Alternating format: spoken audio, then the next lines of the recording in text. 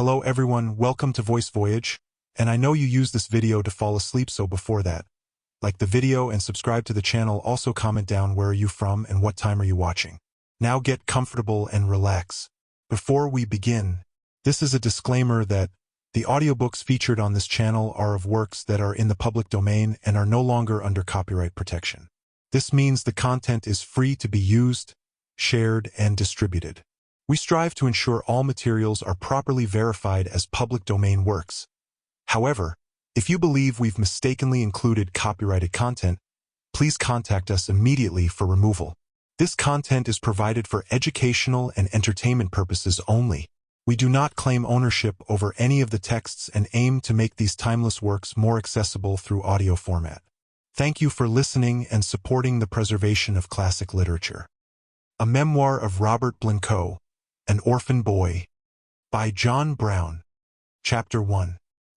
By the time the observant reader has got through the melancholy recital of the sufferings of Blincoe and his associates in cotton mill bondage, he will probably incline to an opinion that rather than rear destitute and deserted children, to be thus distorted by excessive toil, and famished and tortured as those have been, it were incomparably less cruel to put them at once to death, less cruel that they had never been born alive, and far more wise that they had never been conceived. In cases of unauthorized pregnancies, our laws are tender of unconscious life, perhaps to a faulty extreme, whilst our parochial institutions, as these pages will prove, after incurring considerable expense to preserve the lives of those forlorn beings, sweep them off by shoals under the sanction of other legal enactments, and consign them to a fate far worse than sudden death. Reared in the most profound ignorance and depravity, these unhappy beings are, from the hour of their birth to the last of their existence, generally cut off from all that is decent in social life. Their preceptors are the veriest wretches in nature, their influential examples all of the worst possible kind. The reports of the Cotton Bill committees abundantly prove that, by forcing those destitute poor to go into cotton mills, they have, in very numerous instances, been consigned to a destiny worse than death without torture. Yet, appalling as are many of the statements which, through the reports of the committees, have found their way before the public, similar acts of delinquencies of a hue still darker, even repeated acts of murder, have escaped unnoticed. Much of the evidence brought forward by the friends of humanity was neutralized or frittered away by timidity of their witnesses, or by the base subserviency of venally unprincipled professional men, who, influenced by rich capitalists, basely prostituted their talent and character as physicians, surgeons, and apothecaries, to deceive the government, to perplex and mislead public opinion, and avert the loud cry raised against the insatiate avarice and relentless cruelty of their greedy and unfeeling suborners. It was in the spring of 1822, after having devoted a considerable time to the investigating of the effect of the manufacturing system and factory establishments on the health and morals of the manufacturing populace, that I first heard of the extraordinary sufferings of R. Blincoe. At the same time, I was told of his earnest wish that those sufferings should, for the protection of the rising generation of parish children, be laid before the world. Thus assured, I went to inquire for him, and was much pleased with his conversation. If this young man had not been consigned to a cotton factory, he would probably have been strong, healthy, and well-grown, instead of which he is diminutive as to stature, and his knees are grievously distorted. In his manners, he appeared remarkably gentle, in his language temperate, in his statements cautious and consistent. If, in any part of the ensuing narrative, there are falsehoods and misrepresentations, the fault rests solely with himself, for repeatedly and earnestly I admonished him to beware lest a too keen remembrance of the injustice he had suffered should lead him to transgress the limits of truth. After I had taken down his communications, I tested them by reading the same to other persons, with whom Blincoe had not had any intercourse on the subject, and who had partaken of the miseries of the same hard servitude, and by whom they were in every point confirmed. Robert Blincoe commenced his melancholy narrative by stating that he was a parish orphan, and knew not either his father or mother. From the age of 4 years, he says, till I had completed my 7th, I was supported in St. Pancras poorhouse, near London. In very pathetic terms, he frequently censured and regretted the remissness of the parish officers who, when they received him into the workhouse, had, as he seemed to believe, neglected to make any entry, or at least any, to which he could obtain access, of his mother's and father's name, occupation, age, or residence. Blincoe argued, and plausibly too, that those officers would not have received him if his mother had not proved her settlement, and he considered it inhuman in the extreme either to neglect to record the names of his parents, or, if recorded, to refuse to give him that information which, after his attaining his freedom, he had requested at their hands. His lamentations on this head were truly touching, and evinced a far higher degree of susceptibility of heart than could have been expected from the extreme and long-continued wretchedness he had endured in the den of vice and misery, where he was so long immured. Experience often evinces that, whilst moderate, adversity mollifies and expands the human heart. Extreme and long continued wretchedness has a direct and powerful contrary tendency, and renders it impenetrably callous. In one of our early interviews, tears trickling down his pallid cheeks, and his voice tremulous and faltering, Blincoe said, "I am worse off than a child reared in the foundling hospital. Those orphans have a name, given them by the heads of that institution, at the time of baptism, to which they are legally entitled. But I have no name I can call my own." He said he perfectly recollected riding in a coach to the workhouse, accompanied by some female, that he did not, however, think this female was his mother, for he had not the least consciousness of having felt either sorrow or uneasiness at being separated from her, as he very naturally supposed he should have felt if that person had been his mother. Blincoe also appeared to think he had not been nursed by his mother, but had passed through many hands before he arrived at the workhouse, because he had no recollection of ever having experienced a mother's caresses. It seems, young as he was, he often inquired of the nurses when the parents and relations of other children came to see his young associates, why no one came to him, and used to weep when he was told that no one had ever owned him after his being placed in that house. Some of the nurses stated that a female who called soon after his arrival inquired for him by the name of Saint, and, when he was produced, gave him a penny piece and told him his mother was dead. If this report were well founded, his mother's illness was the cause of his being removed and sent to the workhouse.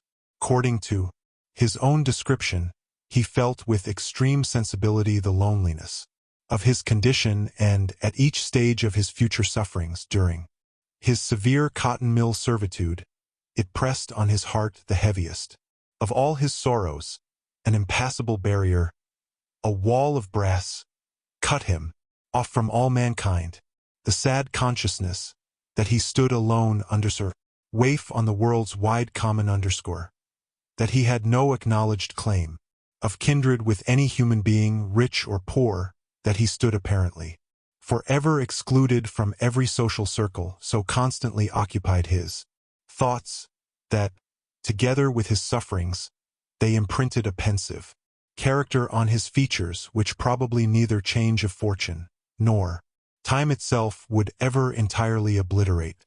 When he was 6 years old, and as the workhouse children were saying their catechism, it was his turn to repeat the 5th commandment: "Honor thy father and thy mother," and see.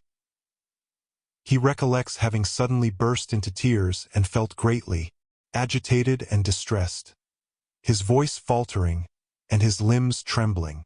According to his statement, and his pathetic eloquence in reciting his misfortunes strongly corroborated his assertion he was a very ready scholar, and the source of this sudden burst of grief being inquired into by some of his superiors, he said, "I cry because I cannot obey one of God's commandments. I know not either my father or my mother. I cannot, therefore, be a good child and honor my parents." It was rumored, in the ward where Robert Blincoe was placed, that he owed his existence to the mutual frailties of his mother and a reverend divine, and was called the young saint in allusion to his priestly descent. This name or appellation he did not long retain, for he was afterwards called parson, often the young parson and he recollected hearing it said in his presence that he was the son of Parson Blincoe. Whether these allusions were founded in truth or were but the vile effusions of vulgar malice was not, and is not, in his power to determine, whose bosom they have so painfully agitated. Another remarkable circumstance in his case was that when he was sent, in August 1799, with a large number of other children, from St. Pancras workhouse to a cotton mill near Nottingham, he bore amongst his comrades the name of _parson_, and retained it afterwards till he had served considerably longer than his 14 years, and then, when his indentures were at last relinquished, and not till then, the young man found he had been apprenticed by the name of Robert Blincoe. I urged the probability that his right indenture might, in the change of masters that took place, or the careless indifference of his last master, have been given to another boy, and that to the one given to him bearing the name of Blincoe he had no just claim. This reasoning he repelled by steadily and consistently asserting he fully recollected having heard it said his real name was Blincoe, whilst he remained at St. Pancras workhouse. His indentures were dated the August 15th, 1799. If at this time he was 7 years of age, which is by no means certain, he was born in 1792, and in 1796 was placed in Pancras workhouse. With these remarks I close this preliminary matter, and happy should I be if the publication of these facts enables the individual to whom they relate to remove the veil which has hitherto deprived him of a knowledge of his parentage, a privation which he still appears to feel with undiminished intensity of grief. 2 years have elapsed since I first began to take notes of Blincoe's extraordinary narrative. At the close of 1822 and beginning of 1823, I was seized with a serious illness, which wholly prevented my publishing this and other important communications. The testimony of a respectable surgeon who attended me as any in the country, even ocular demonstration of my enfeebled state, failed to convince some of the cotton spinners that my inability was not feigned to answer some sinister end, and such atrocious conduct was pursued towards me as would have fully justified a prosecution for conspiracy, animated by the most opposite views, the worst of miscreants united to vilify and oppress me, the one wanting to get my papers in order by destroying them, to prevent the enormities of the cotton masters being exposed, and another traducing my character and menacing my life under an impression that I had basely sold the declarations and communications received from oppressed workpeople to their masters. By some of those suspicious, misjudging people, Blincoe was led away. He did not, however, at any time or under any circumstances, retract or deny any part of his communications, and on the 18th and 19th of March, 1824, of his own free will, he not only confirmed all that he had communicated in the spring of 1822 with many other traits of suffering, not then recollected, but furnished me with them.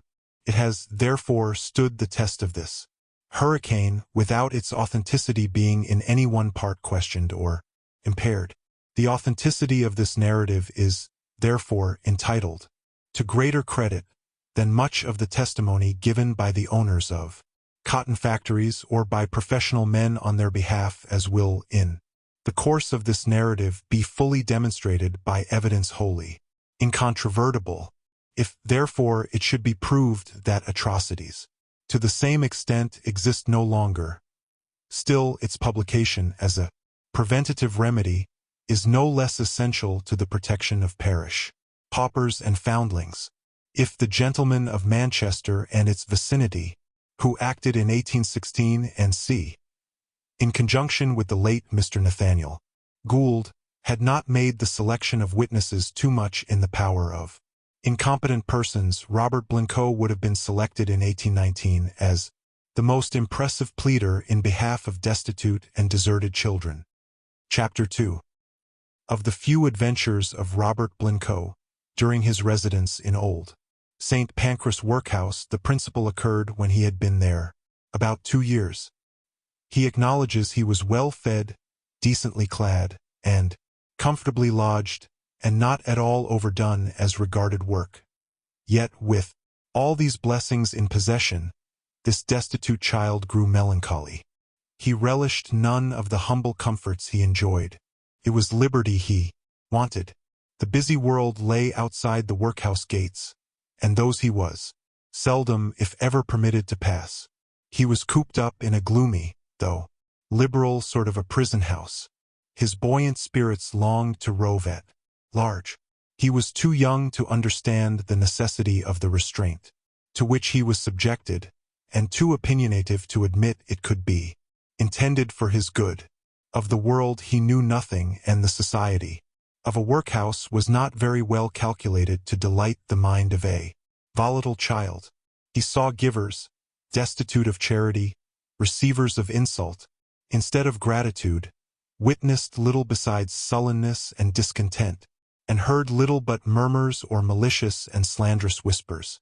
The aged were commonly petulant and miserable, the young demoralized and wholly destitute of gaiety of heart.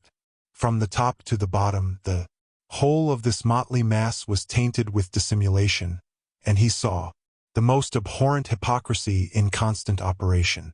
Like a bird newly caged, that flutters from side to side, and foolishly beats its wings against its prison walls in hope of obtaining its liberty, so young Blincoe, weary of confinement and resolved, if possible, to be free, often watched the outer gates of the house, in the hope that some favorable opportunity might facilitate his escape.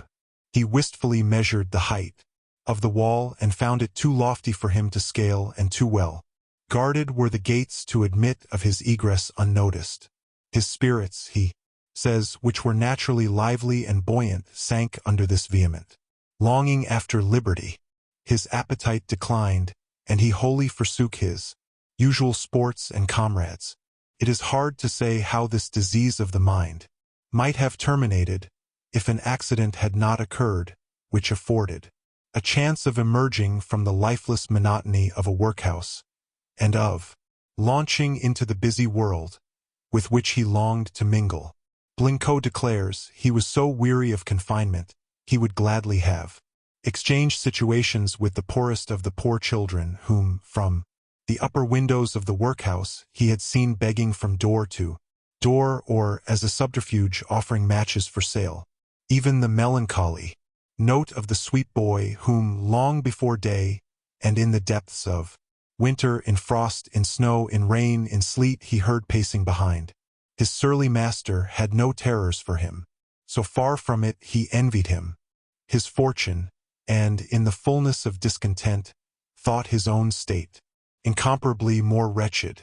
The poor child was suffering under a diseased imagination, from which men of mature years and elaborate culture are not always free. It filled his heart with perverted feelings.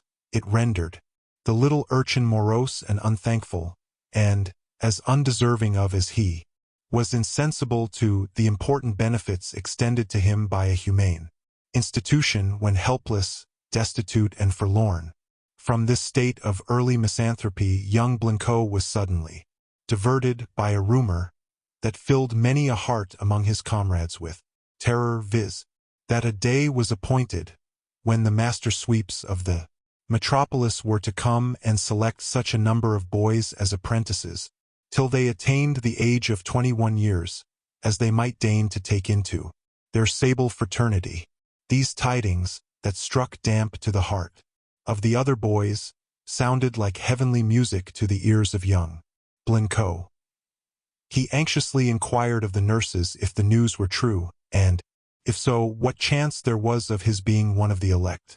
The ancient matrons, amazed at the boy's temerity and folly, told him how bitterly he would rue the day that should consign him to that wretched employment, and bade him pray earnestly to God to protect him from such a destiny. The young adventurer heard these opinions with silent contempt. Finding, on farther inquiry, that the rumor was well-founded, he applied to several menials in the house, whom he thought likely to promote his suit, entreating them to forward his election with all the interest they could command, although at this time he was a fine-grown boy, being fearful he might be deemed too low in stature. He accustomed himself to walk in an erect posture and went almost a tiptoe. By a ludicrous conceit, he used to hang by the hands to the rafters and balustrades, supposing that an exercise which could only lengthen his arms would produce the same effect on his legs and body. In this course of training, for the contingent honor of being chosen by the master sweeps as one fit for their use, with a perseverance truly admirable, his tender age considered, young Blincoe continued till the important day arrived. The boys were brought forth, many of them in tears, and all except Blincoe, very sorrowful. Amongst them, by an act unauthorized by his guardians, young Blincoe contrived to intrude his person. His deportment formed a striking contrast to that of all his comrades. His seemed unusually high. He smiled as the grim-looking fellows approached him, held his head as high as he could, and, by every little artifice in his power, strove to attract their notice and obtain the honor of their preference. While this fatherless and motherless child, with an intrepid step and firm countenance, thus courted the smiles of the sooty tribe, the rest of the boys conducted themselves as if they nothing so much dreaded as to become the objects of their choice, and shrunk back from their touch as if they had been tainted by the most deadly contagion. Boy after boy was taken in preference to Blincoe, who was often handled, examined, and rejected. At the close of the show, the number required was elected, and Blincoe was not among them. He declared that his chagrin was inexpressible when his failure was apparent. Some of the sweeps complimented him for his spirit, and, to console him, said, if he made a good use of his time, and contrived to grow a head taller, he might do very well for a fag at the end of a couple of years. This disappointment gave a severe blow to the aspiring ambition of young Blincoe, whose love of liberty was so ardent that he cared little about the sufferings by which, if attained, it was likely to be alloyed. The boys that were chosen were not immediately taken away. Mingling with these, some of them said to our hero, the tears standing in their eyes, "Why, parson, can you endure the thoughts of going to be a chimney sweep? I wish they would take you instead of me." "So do I, with all my heart," said Blincoe, "for I would rather be anywhere than here." At night, as Blincoe lay tossing about, unable to sleep, because he had been rejected, his unhappy associates were weeping and wailing, because they had been accepted. Yet his heart was not so cold as to be unaffected by the wailings of those poor children, who, mournfully anticipating the horrors of their new calling, deplored their misfortune. In the most touching terms, they called upon their parents, who, living or dead, were alike unable to hear them, to come and save them. What a difference of feeling amongst children of the same unfortunate class! The confinement that was so wearisome to young Blincoe must have been equally irksome to some of his young associates. Therefore, the love of liberty could not have been its sole cause. There was another and a stronger reason. All his comrades had friends, parents, or relations Poor Blincoe stood alone. No ties of consanguinity or kindred bound him to any particular portion of society or to any place. He had no friend to soothe his troubled mind, no domestic circle to which, though excluded for a time, he might hope to be reunited. As he stood thus estranged from the common ties of nature, it is the less to be wondered at that, propelled by a violent inclination to a rambling life, and loathing the restraint imposed by his then condition, he should indulge so preposterous a notion as to prefer the wretched state of a sweeping boy. Speaking on this subject, Blincoe said to me, "If I could penetrate the source of my exemption from the sorrow and consternation so forcibly expressed by my companions, it would probably have been resolved by the peculiarity of my destiny, and the privation of those endearing ties and ligatures which cement family circles. When the friends, relatives, parents of other children came to visit them, the caresses that were sometimes exchanged, the joy that beamed on the faces of those so favored, went as daggers to my heart. Not that I cherished a feeling of envy at their good fortune, but that it taught me more keenly to feel my own forlorn condition. Sensations, thus excited, clouded every festive hour, and, young as I was, the voice of nature, instinct, if you will, forced me to consider myself as a moral outcast, as a scathed and blighted tree in the midst of a verdant lawn. I dare not aver that such were the very words Blincoe used, but they faithfully convey the spirit and tendency of his language and sentiments. Blincoe is by no means deficient in understanding. He can be witty, satirical, and pathetic by turns, and he never showed himself to such advantage as when expatiating upon the desolate state to which his utter ignorance of his parentage had reduced him. During Blincoe's abode at St. Pancras, he was inoculated at the smallpox hospital. He retained a vivid remembrance of the copious doses of salts he had to swallow, and that his heart heaved, and his hand shook as the nauseous potion approached his lips. The old nurse seemed to consider such conduct as being wholly unbecoming a pauper child and chiding.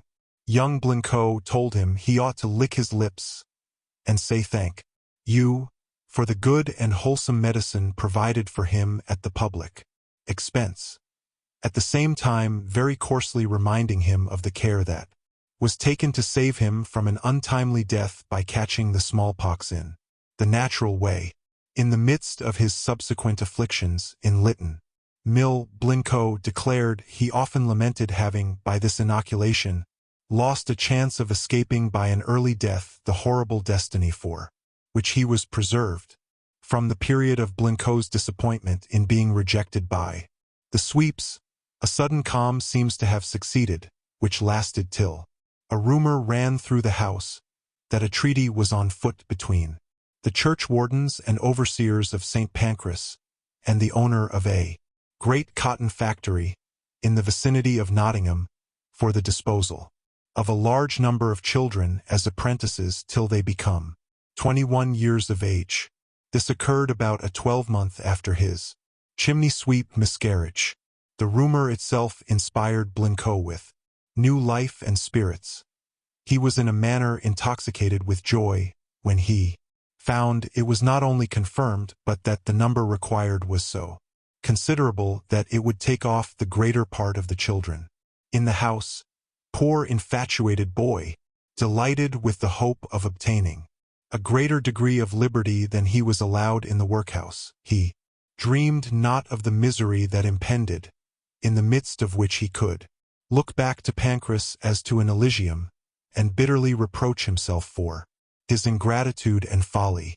Prior to the show day of the pauper children to the purveyor or cotton master, the most elusive and artfully contrived falsehoods were spread to fill the minds of those poor infants with the most absurd and ridiculous errors as to the real nature of the servitude to which they were to be consigned.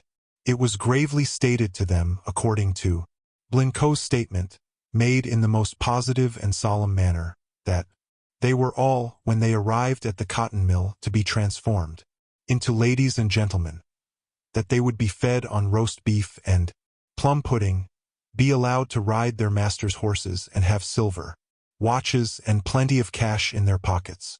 Nor was it the nurses or other inferior persons of the workhouse with whom this vile deception originated, but with the parish officers themselves.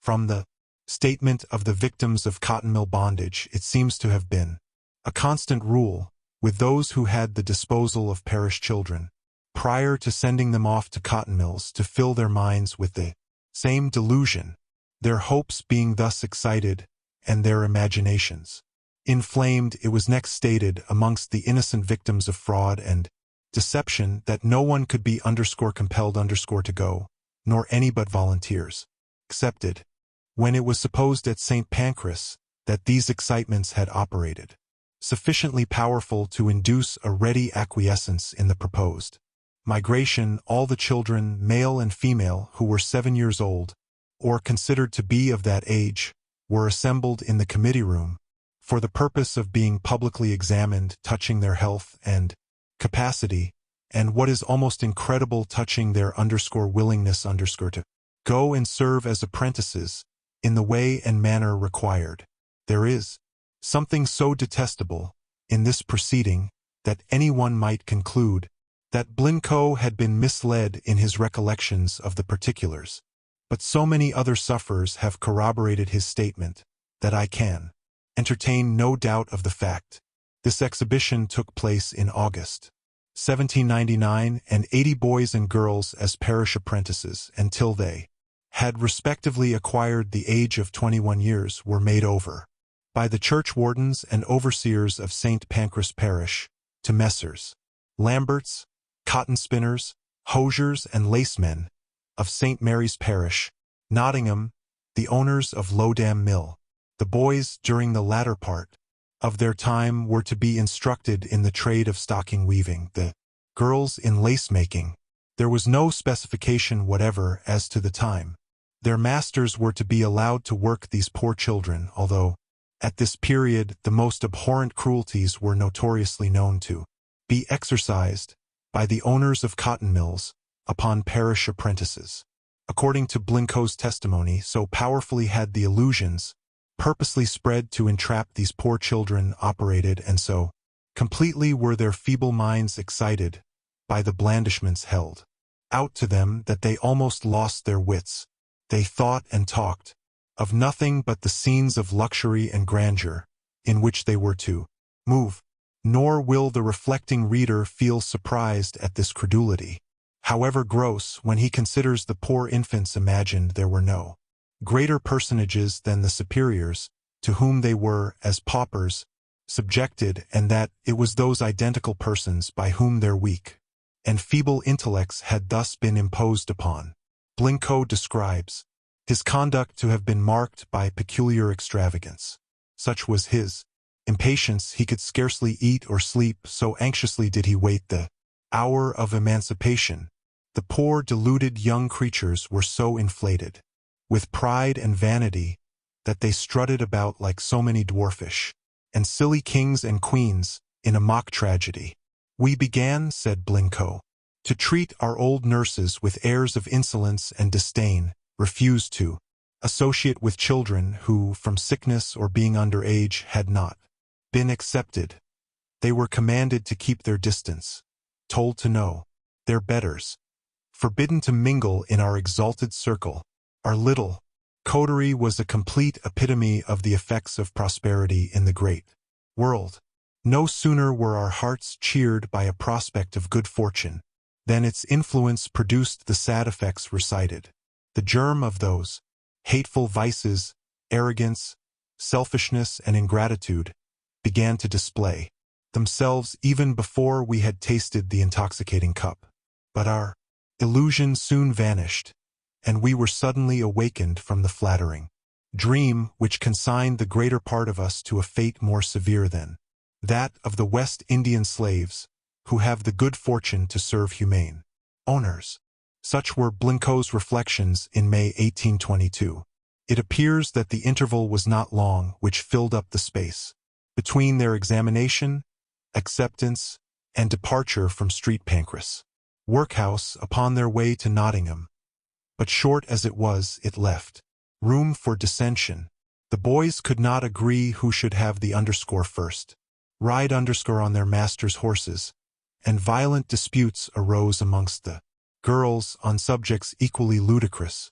It was afterwards whispered at Lowdham Mill that the elder girls, previous to leaving Pancras, began to feel scruples whether their dignity would allow them to drop the usual bob curtsy to the master or matron of the house, or to the governess by whom they had been instructed to read or work by the needle. Supposing all these follies to have been displayed to the very letter, the poor children were still objects of pity. The guilt rests upon those by whom they had been so wickedly deceived, happy, no doubt, in the thought of transferring the burthen of the future support of fourscore young paupers to other parishes.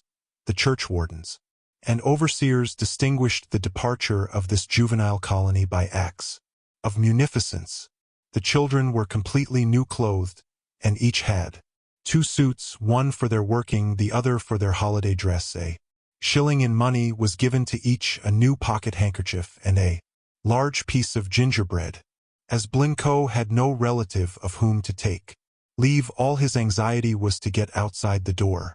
According to his own account, he was the first at the gate, one of the foremost who mounted the wagon, and the loudest in his cheering.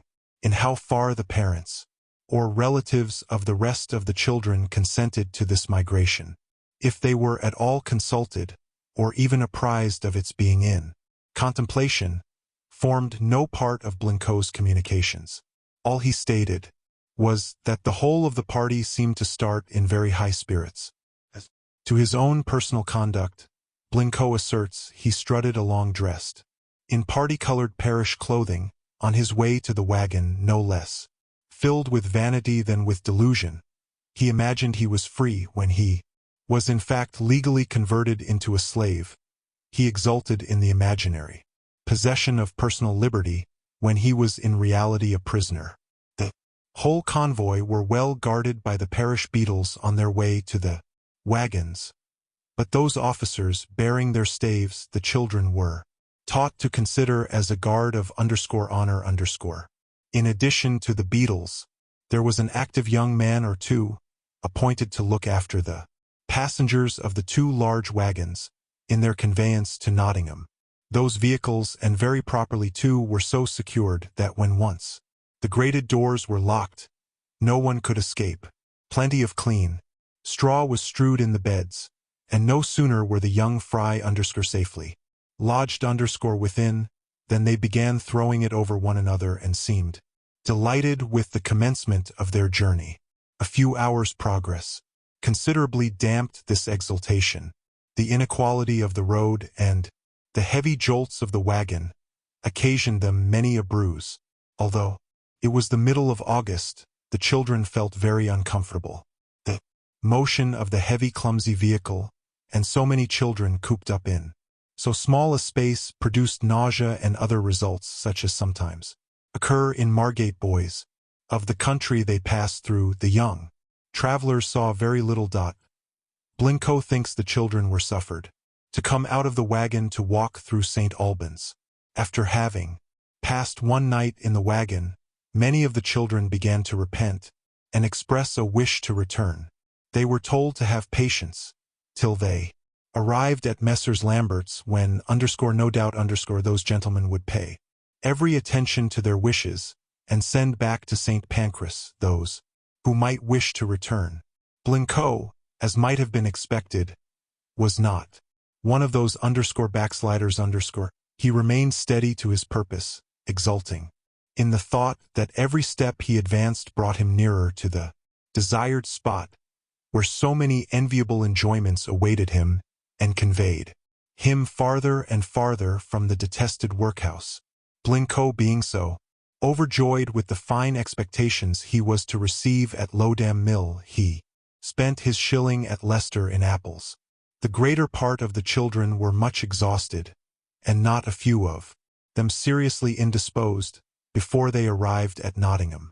When the wagons drew up near the dwelling and warehouse of their future master, a crowd collected to see the livestock that was just imported from the metropolis, who were pitted, admired, and compared to lambs, led by butchers to slaughter. Care was taken that they should not hear or understand much of this sort of discourse.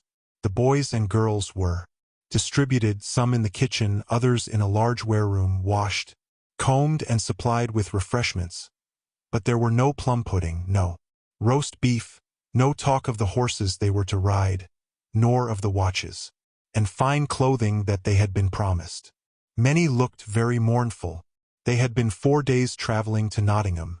At a more advanced period of their lives, a travel to the East Indies might not have been estimated as a much more important or hazardous undertaking. After having been well refreshed, the whole of the boys and girls were drawn up in rows to be reviewed by their masters their friends and neighbors. In Blincoe's estimation, their masters, Messrs. Lamberts, were stately sort of men. They looked over the children and, finding them all right, according to the invoice, exhorted them to behave with proper humility and decorum, to pay the most prompt and submissive respects to the orders of those who would be appointed to instruct and superintend them at Lowdham Mill, and to be diligent and careful, each one to execute his or her task, and thereby avoid the punishment and disgrace which awaited idleness, insolence, or disobedience. This harangue, which was delivered in a severe and dictatorial tone, increased their apprehensions, but not one durst open a mouth to complain. The masters and their servants talked of the various sorts of labor to which the children were to apply themselves, and to the consternation and dismay of Blincoe and his associates, not the least allusion was made to the many fine things which had so positively been promised them whilst in London. The conversation which Blincoe heard seemed to look forward to close, if not to unremitting toil, and the poor boy had been filled with expectations that he was to work only when it pleased him, to have abundance of money and fine clothes, a watch in his pocket, to feast on roast beef and plum pudding, and to ride his master's horses. His hopes, however, were not wholly extinguished, because Nottingham was not Lowdham Mill, but his confidence was greatly reduced, and his tone of exultation much lowered. The children rested one night at Nottingham in the warehouses of their new masters. The next day they were led out to see the castle, Mortimer Hole, and other local curiosities in the forest of Sherwood, which are so celebrated by bards of ancient times. Many shoes, bonnets, and many other articles of clothing having been lost upon the journey, others were supplied. But withal Blincoe found himself treated as a parish orphan, and he calculated on being received and treated as if he had been a gentleman's son sent on a visit to the house of a friend or relative. By the concurring testimony of other persons who had been entrapped by similar artifices, it appears certain that the purveyors of infant laborers to supply the masters of cotton and silk factories with cheap laborers adopted this vile, unmanly expedient in most of their transactions.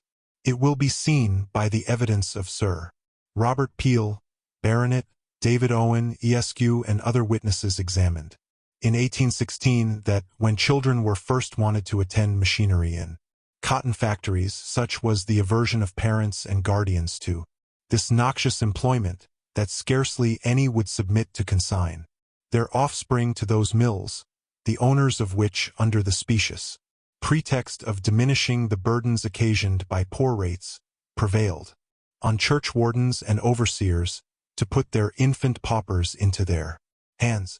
Since then, by a gradual progress of poverty and depravity, in the county of Lancashire alone, there are some 1,000 fathers, mothers, and relatives who live upon the produce of infant labor, though alloyed by the dreadful certainty that their gain is acquired by the sacrifice of their children's health and morals, and too frequently of their lives, whereby the fable of Saturn devouring his children seems realized in Modern Times. Chapter 3. Lodham Cotton Mill, situated near a village of that name, stood 10 miles distant from Nottingham on the Surhill Road. Thither Robert Blincoe and his associates were conveyed the next day in carts, and it was rather late when they arrived. The mill, a large and lofty edifice, being surmounted by a cupola, Blincoe at first mistook for a church, which raised a laugh at his expense and some jeering remarks that he would soon know what sort of service was performed there. Another said, he did not doubt but the young cockneys would be very regular in their attendance . When he came in view of the apprentice house, which was half a mile distant from the mill, and was told that was to be his home for 14 years to come, he was not greatly delighted, so closely did it resemble a workhouse. There was one source of consolation, however, remaining. It was not surrounded by lofty walls, nor secured by strong gates, as was the case at Pancras. When the first cart, in which was young Blincoe, drove up to the door, a number of villagers flocked round, some of whom exclaimed, "God help the poor wretches!" "Eh?" said another. "What a fine collection of children! Little do they know to what a life of slavery they are doomed." "The Lord have mercy upon them," said a third. "They'll find little mercy here," said a fourth. The speakers were mostly of the female sex, who, shaking their heads, said, "Ah, what fine clear complexions! The roses will soon be out of bloom in the mill." Such were a part of the remarks which saluted the ears of these children as they entered the Lodham mill. In common with his comrades, Blincoe was greatly dismayed by the gloomy prognostications, which their guardians did all they could to check or prevent the children from hurrying them as rapidly as they could inside the house. The young strangers were conducted into a spacious room, fitted up in the style of the dinner room in Pancras Old Workhouse, viz. with long, narrow deal tables and wooden benches. Although the rooms seemed tolerably clean, there was a certain rank, oily smell, which Blincoe did not very much admire. They were ordered to sit down at these tables, the boys and girls apart. The other apprentices had not left work when this supply of children arrived. The supper set before them consisted of milk porridge, of a very blue complexion. The bread was partly made of rye, very black, and so soft they could scarcely swallow it as it stuck like bird lime to their teeth. Poor Blincoe stared, recollecting this was not so good a fare as they had been used to at St. Pancras. "Where is our roast beef and plum pudding?" he said to himself. He contrived, with some difficulty, to eat about 1/2 of his allowance. As the young strangers gazed mournfully at each other, the governor and governess, as the master and mistress of the apprentices were styled, kept walking round them and making very coarse remarks. Just as they had passed Blincoe, some of the girls began making faces, and one flung a dab of bread against the wall, where it stuck fast, as if it had been plaister. This caught the eye of the governor, a huge raw-boned man who had served in the army and had been a drill sergeant. Unexpectedly he produced a large horsewhip, which he clanged in such a sonorous manner that it made the house re-echo. In a moment the face-makers and bread-throwers were reduced to solemn silence and abject submission. Even young Blincoe was daunted. He had been one of the ringleaders in these seditious proceedings, but so powerful was the shock to his nerves, sustained from the tremendous clang of the horsewhip, it bereft him of all his gaiety, and he sat as demure as a truant scholar just previous to his flogging. Yet the master of the house had not uttered a single threat, nor indeed had he occasion. His carbuncled nose, his stern and forbidding aspect, and his terrible horsewhip inspired quite as much terror as was requisite. Knowing that the apprentices from the mill were coming, this formidable being retired, to the great relief of the young strangers, but so deep an impression had he created, They sat erect and formal, scarcely daring to look beyond the nose. Whilst they were in this subdued and neutralized state, their attention was suddenly and powerfully attracted by the loud shouting of many voices.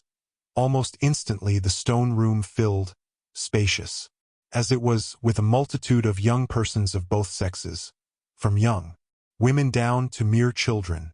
Their presence was accompanied by a scent of no very agreeable nature, arising from the grease and dirt acquired in the avocation. The boys, generally speaking, had nothing on but a shirt and trousers. Some few and but a few had jackets and hats.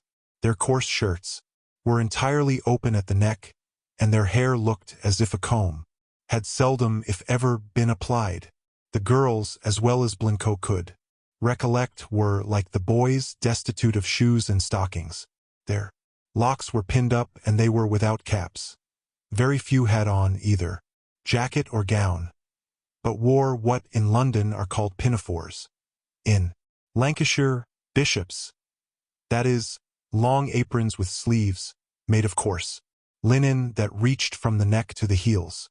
Blincoe was no less terrified at the sight of the pale, lean, sallow-looking multitude than his nostrils were offended by a dense and heavy smell of rank oil or grease that arose at their appearance. By comparison, the newcomers appeared like so many ladies and gentlemen. On their first entrance, some of the old apprentices took a view of the strangers, but the great bulk first looked after their supper, which consisted of new potatoes distributed at a hatch door that opened into the common room from the kitchen. At a signal given, the apprentices rushed to this door, and each, as he made way, received his portion and withdrew to his place at the table. Blincoe was startled, seeing the boys pull out the forepart of their shirts and, holding it up with both hands, received the hot boiled potatoes allotted for their supper. The girls, less indecently, if not less filthily, held up their dirty, greasy bishops or aprons that were saturated with grease and dirt, and, having received their allowance, scampered off as hard as they could to their respective places, where, with a keen appetite, each apprentice devoured her allowance, and seemed anxiously to look about for more. Next, the hungry crew ran to the tables of the newcomers, and voraciously devoured every crust of bread and every drop of porridge they had left, and put or answered interrogatories as occasion required. Thus unfavorable were the impressions produced by the scene that presented itself on his first entrance into a cotton factory. Blincoe was forcibly struck by the absence of that personal cleanliness which had been so rigidly enforced at St. Pancras. The apprentices were required to wash night and morning, but no soap was allowed, and without it no dirt could be removed. Their tangled locks, covered with cotton flue, hung about their persons in long wreaths, floating with every movement. There was no cloth laid on the tables, to which the newcomers had been accustomed in the workhouse, no plates, nor knives, nor forks, to be sure. The latter utensils were not absolutely necessary with a potato supper. Instead of salt cellars, as had been allowed at Pancras, a very stingy allowance of salt was laid on the table, and Blincoe saw no other beverage drunk by the old hands than pump water. The supper being devoured, in the midst of the gossiping that ensued, the bell rang that gave the signal to go to bed. The grim governor entered to take the charge of the newly arrived boys, and his wife, acting the same part by the girls, appeared every way suitable to so rough and unpolished a mate. She was a large-grown, robust woman, remarkable for a rough, hoarse voice and ferocious aspect. In a surly, heart-chilling tone, she bade the girls follow her. Tremblingly and despondingly the little creatures obeyed, scarcely daring to cast a look at their fellow travelers or bid them good night, as Blincoe marked the tear to start in their eyes and silently trickle down their cheeks. His heart, responsive, sank within him. They separated in mournful silence, scarcely a sigh being heard, nor a word of complaint being uttered. The room in which Blincoe and several of the boys were deposited was up 2 pair of stairs. The bed places were a sort of cribs built in, a double tier all round the chamber. The apprentices slept 2 in a bed. The beds were of flock, from the quantity of oil imbibed in the apprentices' clothes, and the impurities that accumulated from the oiled cotton. A most disagreeable odor saluted his nostrils.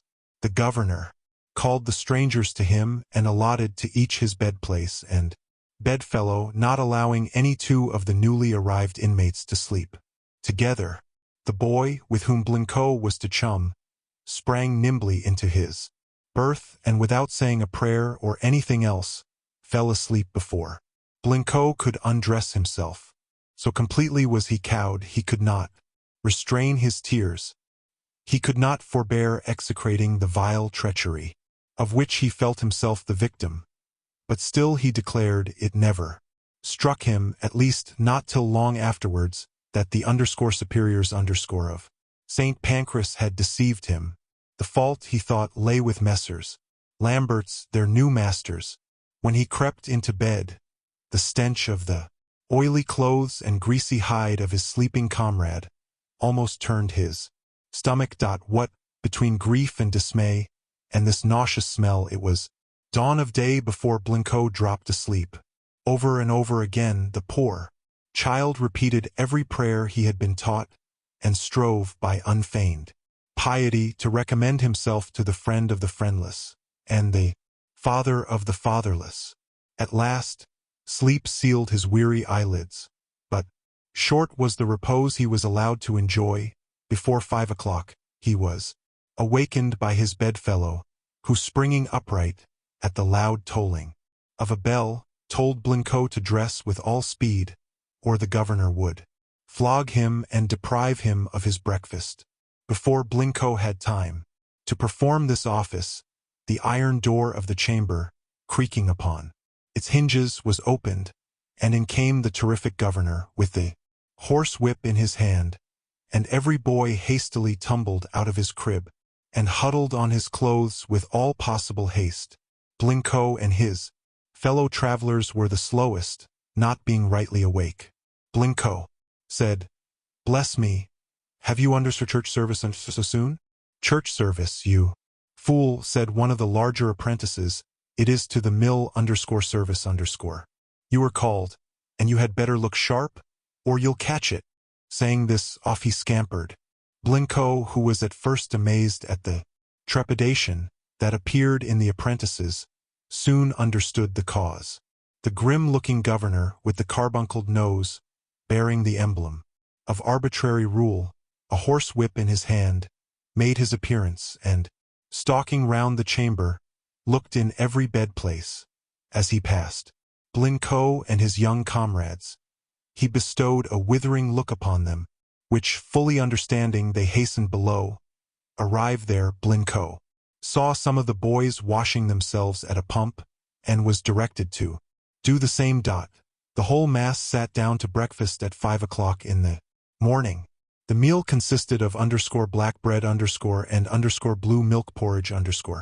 Blincoe and his fellow strangers took their places, mingled with the rest of the apprentices, who, marking their dislike of the bread, eagerly seized every opportunity of eating it themselves.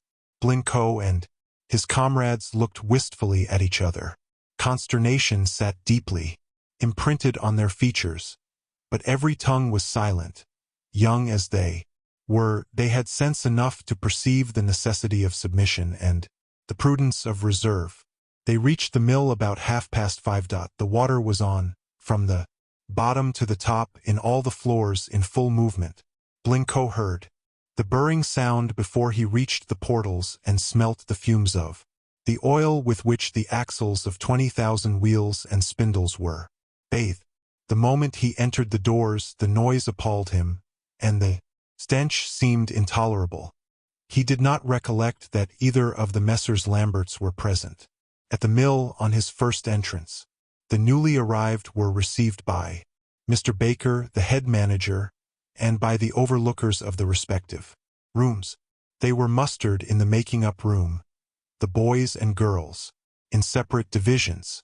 After being looked at and laughed at, they were dispersed in the various floors of the mill and set to various tasks. Blincoe was assigned to a room over which a man named _Smith presided. The task first allotted to him was to pick up the loose cotton that fell upon the floor. Apparently, nothing could be easier, and he set to with diligence, although much terrified by the whirling motion and noise of the machinery, and not a little affected by the dust and flue with which he was half suffocated. They span coarse numbers, and used to the stench, he soon felt sick, and by constantly stooping, his back ached.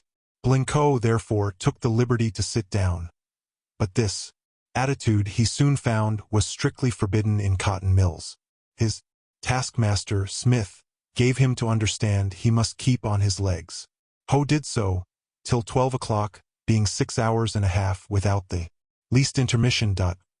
Blincoe suffered at once by thirst and hunger. The moment the bell rang to announce dinner, all were in motion to get out as expeditiously as possible. Blincoe ran out amongst the crowd, who were allowed to go. Never in his life before did he know the value of wholesome air so perfectly. He had been sick almost to fainting, and it revived him instantaneously. The cockneys mingled together as they made progress towards the apprentice house, such as were placem made to each other, and the melancholy seemed to mingle their tears. When they reached the apprentice room, each of them had a place assigned at the homely board. Blincoe does not remember of what his dinner consisted, but is perfectly sure that neither roast beef nor plum pudding made its appearance, and that the provisions, the cookery, and the mode of serving it out were all very much below the standard of the ordinary fare of the workhouse in which he had been reared. During the space of a week or 10 days that Blincoe was kept picking up cotton, he felt at night very great weariness, pains in his back and ankles, and he heard similar complaints from his associates. They might have suffered less had they been taken to the mill at 5 o'clock, been worked till 8, and then allowed time to eat their breakfast. But 6 hours confinement to close work, no matter of what kind, in an atmosphere as foul as that which circulated in a cotton mill, is certainly injurious to the health and growth of children of tender years. Even in mills worked by water and where the temperature of the air is nearly the same within the mill as without, this is the case. But incomparably more so in mills such as are found in Manchester, where, in many, the average heat is from 70 to 90 degrees of Fahrenheit's scale. After Blincoe had been employed in the way described, he was promoted to the more important employment of a roving winder. Being too short of stature to reach his work standing on the floor, he was placed on a block. But this expedient only remedied a part of the evil, for he was not able by any possible exertion to keep pace with the machinery. In vain, the poor child declared it was not in his power to move quicker. He was beaten by the overlooker with great severity, and cursed and reviled from morning till night, till his life become a burthen to him, and his body discolored by bruises. In common with his fellow apprentices, Blincoe was wholly dependent upon the mercy of the overlookers, whom he found, generally speaking, a set of brutal, ferocious, illiterate ruffians, alike void of understanding, as of humanity. Blincoe complained to Mr. Baker, the manager, and all he said to him was, "Do your work well, and you'll not be beaten under." It was but seldom either of the masters visited the mill, and when they did, Blincoe found it was useless to complain. The overlooker who had charge of him had a certain quantity of work to perform in a given time. If every child did not perform his allotted task, the fault was imputed to his overlooker, and he was discharged. On the other hand, a premium was given if the full quantity of work was done and not otherwise. If, therefore, Messrs. Lamberts had remonstrated or had reprimanded the taskmasters, by whom the children were thus mercilessly treated, those taskmasters could and most probably would have said that if the owners insisted upon so much work being extracted from the apprentices, and a greater quantity of yarn produced than it was possible to effect by fair and moderate labor, they must allow them severity of punishment to keep the children in a state of continual exertion. Blincoe had not, of course, sense to understand this, the principal if not the sole cause of the ferocity of the overlookers, but such was, and is the inhuman policy prevailing in cotton mills, and whilst that cause remains unchanged, the effect inevitably must be the same. Each of the taskmasters, to acquire favor and emolument, urged the poor children to the very utmost. Such is the driving system which still holds its course and which leads to the exhaustion and destruction of annual myriads, and to the utmost frightful crimes. And such is the force of avarice, there are plenty of spinners, so depraved as not only to sacrifice other people's children, but even their own. Blincoe was not treated with that sanguinary and murderous ferocity in this mill which these pages will soon delineate, but from morning till night he was continually being beaten, pulled by the hair of his head, kicked or cursed. It was the custom in Lodum mills, as it is in most water mills, to make the apprentices work up lost time by working over hours, a custom that might not be deemed unreasonable or found oppressive if the regular hours were of moderate duration.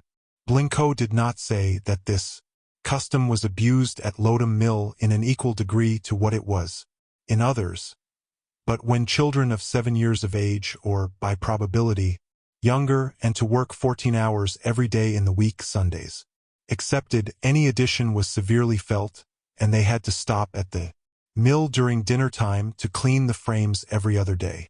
Once in 10 days or a fortnight, the whole of the finer machinery used to be taken to pieces and cleaned, and then they had to remain at the mill from morning till night, and frequently have been unable to find time to get any food from this early breakfast till night after they had left off, a term frequently extended from 15 to 16 hours incessant labor.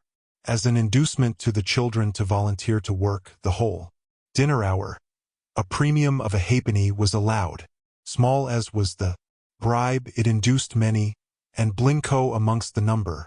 On such occasions the dinner was brought up in tin cans, and often has Blincoe's allowance stood till night, whilst he was almost famished with hunger, and he has often carried it back, or rather eaten it on the road, cold, nauseous, and covered with flu, being half-starved, and cruelly treated by his taskmasters, being spotted as a leopard with bruises, and still believing his ill-treatment arose from causes beyond the control of the parish officers, by whom he had been disposed of to Messrs. Lambert's.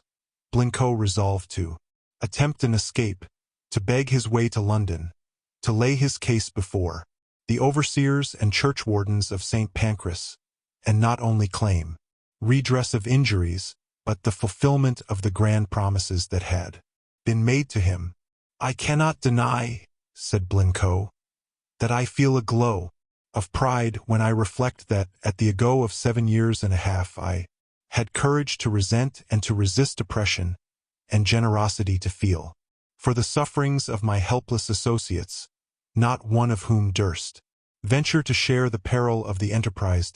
On the other hand," said he, "I must give them the credit for sincerity, for if anyone had been unguarded or perfidious, who knew of my intended expedition, I should have been put under such restraint as would have effectually prevented a successful attempt to run away. I considered my situation so deplorable, and my state of thraldom so intolerable, that death appeared as a lesser evil. I was not wholly ignorant of the sufferings I might have had to encounter, nor that I might perish on the way, from want of food or shelter, and yet I persevered in an effort in which, of 40 fellow sufferers, not one had courage to join, although many had parents or relatives to whom to flee for succor, and I had none. so far young. As I calculated upon difficulty, danger, and sufferings. In one thing only was I deceived. That error consisted in thinking the evils of my situation intolerable. I had no recollection of calamities so severe, and consequently no standard by which to regulate my judgment. Therefore, rashly determined in my own mind that my condition admitted of no aggravation, I was indeed soon undeceived. I lived within the short space of 4 years to look back with regret to the comparative degree of ease, plenty of food, and of all other good things enjoyed at Lodham Mill. This sort of knowledge is, I believe, commonly taught, said Blincoe, to all the children of misery, as they sink deeper and deeper in woe. The first stage appears the most intolerable, but as they descend, like me, they sink so profoundly in the depths of wretchedness, that in their melancholy progress those stages and degrees which at first appeared as intolerable lose all their terrors in accumulated misery, and the desponding heart, when it takes a retrospective glance at past sufferings, often arraigns its want of patience and fortitude for murmurings measured by present calamities. Their former condition appeared comfortable. Such was my condition at a later period when, to be released from the greater and heavier misery which I endured at Lodham with all its evils and in the very worst shape, I should have esteemed it as a positive state of happiness. Such was the philosophical reasoning of Robert Blincoe in 1822. But, to proceed, steady to his purpose, he embraced the first favorable opportunity of making the projected attempt to escape. He considered his great danger to lie in being retaken on the road between Lodham and Nottingham, but he knew no other way and was afraid to make inquiry. When the manager and overlooker of the room he worked in were busy, Blincoe set off, dressed in his working clothes. His progress began in a sort of canter, looking behind him every 50 yards for the first half-mile, when, finding he had not been seen or pursued, he continued his rapid flight till he reached Burton, and there, as fate decreed, that flight suddenly terminated. For, as he trotted onwards, a long-shonged, slipshod tailor, who worked for Lodham Mill, slid nimbly from his shopboard, which, unfortunately for Blincoe, faced the road, and, placing himself full in the way, with a malicious kind of grin upon his long, lank visage, said, "Oh, young parson, where art thou running so fast this way?" Saying this, he seized him by the hand, and led him very loth into his cottage, and, giving him a seat in the back part of the room, placed himself between his captive and the door. Blincoe saw at one glance, by these precautions, that he was caught. His indignation was so great at first, he would not give any answer, noticing which, his false and artful host said to his wife, "Give the young parson something to eat and drink. He is weary and will be better able to pursue his journey after he has rested and refreshed himself. The Lord commands us to give food to the hungry, and I dare say," addressing himself to him, "thou art not so full, but thou canst eat a bowl of bread and milk." "I must own to my shame," said Blincoe. "The carnal man, the man of flesh, was caught by the bait. I hungered and I ate, and he gave me so much, and I drank so heartily, that my teeth disabled my legs. To be sure, my fare was not very costly. It consisted of some oaten bread and buttermilk. When this sly fox of a tailor found he could eat no more, still blockading the door, to question Blincoe as to the object of his journey, which the latter frankly explained. I thought so," said the detestable hypocrite. "Young parson, I thought so. I saw Satan behind thee jobbing his prong into thy. I saw thee running headlong into H.L.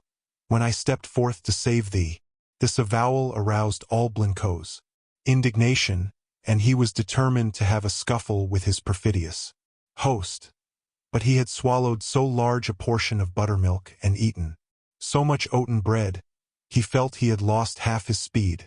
Disdainful, however, of fraud or denial, he again avowed his intention and its cause. The tailor then commenced an harangue upon the deadly sin of a breach of covenant, assured Blincoe he was acting under the influence of Satan, that he was liable to be sent to Bridewell to be flogged and, when sent back to his work, to be debarred of all liberty, and led to and from the mill with a halter round his neck. Blincoe was neither convinced by this reasoning nor intimidated by these denunciations, but, alas, his gluttonous appetite had disabled him for flight, and being thus disabled, and thus doubly a captive, he made a merit of necessity, and agreed to go back if his host would be his mediator with Mr. Baker, the manager. This was the precise point to which the Jesuitical tailor wished to bring him. Without relinquishing his seat, the treacherous knave doffed his paper cap, and skeins of thread that still hung round his long shaggy neck. He combed his black, greasy locks, that hung straight as candles, round his lantern jaws, tied a yellow cotton handkerchief round his neck, put on a pair of shoes, took a Crabtree stick, full of knots, in his right hand, and grasping Blincoe's very tight in his left, he sallied forth on a work of charity as the loathsome hypocrite called his having entrapped and betrayed a poor oppressed orphan child, fleeing from slavery and oppression. In my heart, said Blincoe, I detested the wretch with greater bitterness than my taskmaster, but he held me so tight I could not escape, and the sight of the bit of crabtree which he brandished, as he chaunted hymns of thanksgiving, had also no small share of influence in overawing me, in short, into the counting-house. This second Judas led me, after an admonition to beware how again I made an attempt of the kind. The manager gave me a severe but not cruel chastisement. As to the hospitable tailor, when he had delivered him up, he slunk away, not waiting to receive Blincoe's thanks. Whether he took the 5 shillings which Blincoe was afterwards told was the standing reward of those who brought back runaway apprentices, or let it stand till he had £5 to receive for such services, he cannot ascertain. But he was told, this peeping Tom of Burton had rendered many a poor child the same sort of kindness. In consequence of this scurvy trick, said Blincoe, I have never been able to conquer the aversion it created against Methodists, although I am bound to believe the wretch was one of the myriads of counterfeits who flock to their standard from venal and corrupt motives. After Blincoe had received his punishment, every wheel and bruise with which he had started found a fellow. He was handed back to Smith, his taskmaster, by whom he was laughed at and jeered unmercifully, and worked with an increase of severity. When Blincoe left work, his old associates flocked around him, condoling his misfortune, and offering him halfpence and bits of bread that they had saved. When they heard how Godly had caught him, their indignation swelled to such a height, they declared they would drown him in the mill dam, if ever they had an opportunity. These condolements were grateful to his wounded pride and disappointed hopes. As he retired to his miserable bed, the governor, grinning horribly, made him a low bow in the military style and gave him a hearty kick on his seat of honor at the same instant. In this manner was he ushered to his bed, laughed at by that portion of the elder apprentices who had made similar attempts and had undergone a similar or more vindictive punishment. Having abandoned all thoughts of escape, Blincoe submitted sullenly and patiently to his fate. He worked, according to his age and stature, as hard as anyone in the mill. When his strength failed, and his limbs refused their office, he endured the strap or the stick, the cuff or the kick, with as much resignation as any of his fellow sufferers. In the faded complexions and sallow looks of his associates he could see as in a mirror his own altered condition. Many of his comrades had, by this time, been more or less injured by the machinery. Some had the skin scraped off the knuckles, clean to the bone by the flyers, others a finger crushed, a joint or two nipped off. In the cogs of the spinning frame wheels. When his turn to suffer came, the forefinger of his left hand was caught, and almost before he could cry out, off was the first joint. His lamentations excited no manner of emotion in the spectators except a coarse joke.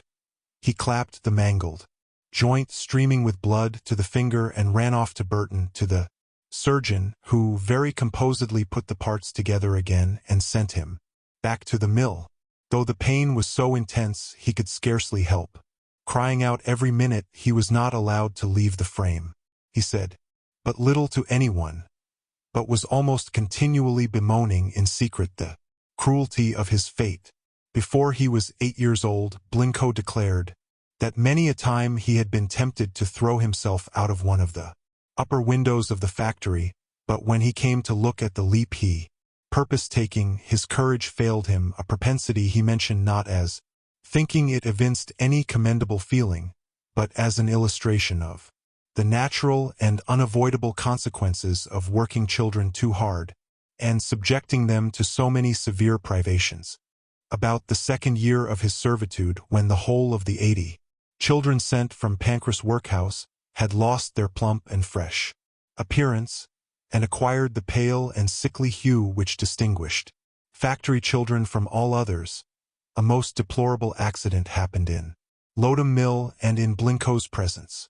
A girl, named Mary Richards, who was thought remarkably handsome when she left the workhouse and who might be nearly or quite 10 years of age, attended a drawing frame, below which and about a foot from the floor was a horizontal shaft, by which the frames above were turned. It happened one evening when most of her comrades had left the mill, and just as she was taking off the weights, her apron was caught by the shaft. In an instant the poor girl was drawn by an irresistible force and dashed on the floor. She uttered the most heart-rending shrieks. Blincoe ran towards her, an agonized and helpless beholder of a scene of horror that exceeds the power of my pen to delineate. He saw her whirled round and round with the shaft. He heard the bones of her arms, legs, thighs, and successively snap asunder, crushed, seemingly to atoms, as the machinery whirled her round and drew tighter and tighter her body within the works. Her blood was scattered over the frame and streamed upon the floor. Her head appeared dashed to pieces. At last her mangled body was jammed in so fast between the shafts and the floor that, the water being low and the wheels off the gear, it stopped the main shaft.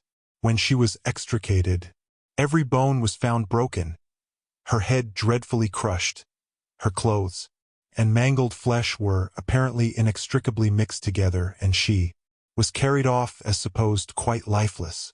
"I cannot describe," said Blincoe, "my sensations at this appalling scene. I shouted out aloud for them to stop the wheels. When I saw her blood thrown about like water from a twirled mop, I fainted. But neither the spine of her back was broken, nor were her brains injured, and to the amazement of everyone who beheld her mangled and horrible state, by the skill of the surgeon and the excellence of her constitution, she was saved. Saved to what end? The philosopher might ask. To be sent back to the same mill to pursue her labors upon crutches, made a cripple for life, without a shilling indemnity from the parish or the owners of the mill. Such was the fate of this poor girl, but dismal as it was, it will be seen by the succeeding parts of this narrative that a lot still more horrible awaited many of her fellow sufferers, whom the parish officers of St. Pancras, pursuant to Acts of Parliament authority, had apprenticed for 14 years to the masters of Lodham Cotton Mill.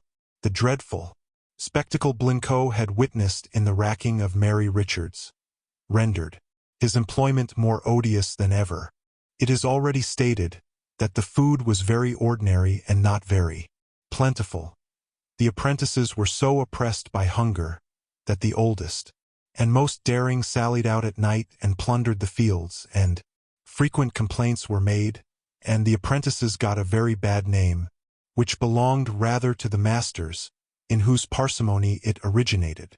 When Blincoe had served about 3 years of his time, an event happened at Lodham Mill, arising out of the manner in which apprentices were treated, that wrought a complete revolution there and led to a new era. In Blincoe's biography, among the girls who were bound apprentices to Messrs. Lamberts of Nottingham and Lodham were 2 sisters named Fanny and Mary Collier, who had a mother residing in London. These young girls, finding their health declining from excess of labor, bad provisions, and want of wholesome air and exercise, found means to write a letter to their mother, full of complaints, upon which the widow undertook a journey to Lodham, where she resided a fortnight, during which time she was a reserved and shrewd observer of the condition of her own and of other children, and then returned to the metropolis. As far as Blincoe remembers these circumstances, Mrs. Collier did not make any complaints to Messrs. Lamberts or to the manager. She reserved such representation for the parish officers of St. Pancras, which induced them to send down a parochial committee to inquire into the state and condition of the apprentices. One day, just as the dinner was being served out in the usual slovenly manner, without the least notice of the intended visit having been previously given, the committee arrived without asking or waiting for permission. They walked into the common room, and tasting the viands upon the table, they found them such as had been described. Whether conscience had any concern in the effort to discover and reform abuses in the mill, said Blincoe, I know not. But this I do know, that, if they had had a spark of shame, pity, or remorse, the sallow and sickly appearance of the 80 victims, saying nothing of Mary Richards, who was forever rendered a cripple, ought to have filled them with sorrow and shame on account of the base and cruel imposition that had been practiced in 1799. It is more probable, however, that the atrocious treatment experienced by the thousands and tens of thousands of orphan children poured forth from our charitable institutions and from parish workhouses, and the dreadful rapidity with which they were consumed in the various cotton mills to which they were transported, and the sad spectacle exhibited by most of the survivors were the real causes which in 1802 produced Sir Robert Peel's bill for the relief and protection of infant paupers employed in cotton mills. Hence the extraordinary liveliness evinced by the overseers and churchwardens of St. Pancras might have been occasioned by the dreadful scenes of cruelty and oppression developed during the progress of that bill, which Blincoe never heard of nor ever saw till 11 or 12 years after it had passed into a law. It would be difficult to produce a more striking instance of the utter contempt in which the upstart owners of great establishments treated an act purposely enacted to restrain their unparalleled cruelty and waste of human life. The act itself declared the masters, owners, or occupiers of every cotton mill in Great Britain and Wales should have a legible copy of the act placed in some conspicuous and public part of each mill, and accessible to every one. Yet, Blincoe, who was reared in the cotton mill, never saw or heard of any such law till 11 or 12 years after it had been enacted, when the committee began their investigation as to the treatment and condition of the children sent from St. Pancras workhouse. Blincoe was called up among others and admonished to speak the truth and nothing but the truth. So great, however, was the terror of the stick and strap being applied to their persons after these great dons should be at a great distance, it rendered him, and no doubt the great majority of his fellow sufferers, extremely cautious and timid. It is, however, likely that their looks bespoke their sufferings, and told a tale not to be misunderstood. The visitors saw their food, dress, bedding, and they caused, in conjunction with the local magistrate, very great alterations to be made. A new house was ordered to be erected near the mill, for the use of the apprentices, in which there were fewer beds to a given space. The quantity of good and wholesome animal food to be dressed and distributed in a more decent way was specified. A much more cleanly and decorous mode of cookery and serving up the dinner and other meals was ordered. The apprentices were divided into 6 classes, and a new set of tin cans numbered 1, 2, 3, 4, 5, and 6 were made to be served up to each individual according to the class to which he or she may belong to hold the soup or porridge. The old governor was discharged, who had given them all such a fright on their first arrival, and several of the overlookers were dismissed and new ones introduced. Among the latter description of persons was a man who seemed wholly destitute of humanity. His name was William Woodward, born, I believe, at Cromford, in Derbyshire. The appearance of this ferocious tyrant at Lodham Mill proved a much heavier curse, scourge, and affliction to Blincoe than all the grievances which had existed or were removed, as Woodward's amusement in tormenting these poor apprentices will occupy a large space in the next chapter. I shall say little of him in this. It was the ill fortune of Blincoe and his associates that, shortly after, the reforms specified were introduced, and the hours of labor reduced, so that their situation became every way incomparably more eligible. Lodham Mill stopped working. At this period, Blincoe had served about 4 years of his time and had learnt to wind rovings and spin at the throstle, and certainly earned as much money for his master in the week as would suffice to keep him a month or longer in meat, drink, and clothes. But he had not been instructed in any part of the stocking trade, nor had he acquired such a degree of knowledge of the cotton spinning as might enable him to gain his bread elsewhere. At this juncture, if justice had been done, the apprentices would have reverted to St. Pancras parish, and not been abandoned as they were, and turned over to a new master without any care being taken that he should, if he took them, abide by the conditions specified in their first indentures, and act up to the regulations introduced at Lodham Mill.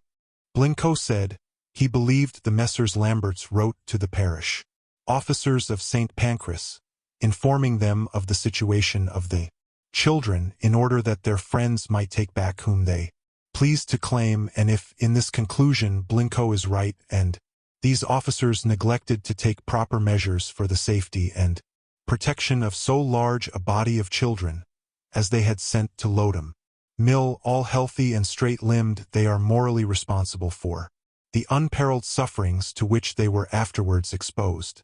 When the subject shall again come before Parliament, it will be requisite to have the conduct of the parish officers on this occasion thoroughly investigated, not so much from a wish to have their offences visited with any legal penalty, if such were practicable, as to shew the necessity of abrogating the power invested in them by Act of Parliament to place children beyond a given distance from the place of their birth or settlement, and secondly, to deprive them altogether of the power of tearing away children from their parents and sending them into any manufactories whatever, without the knowledge and consent of their parents or next of kin.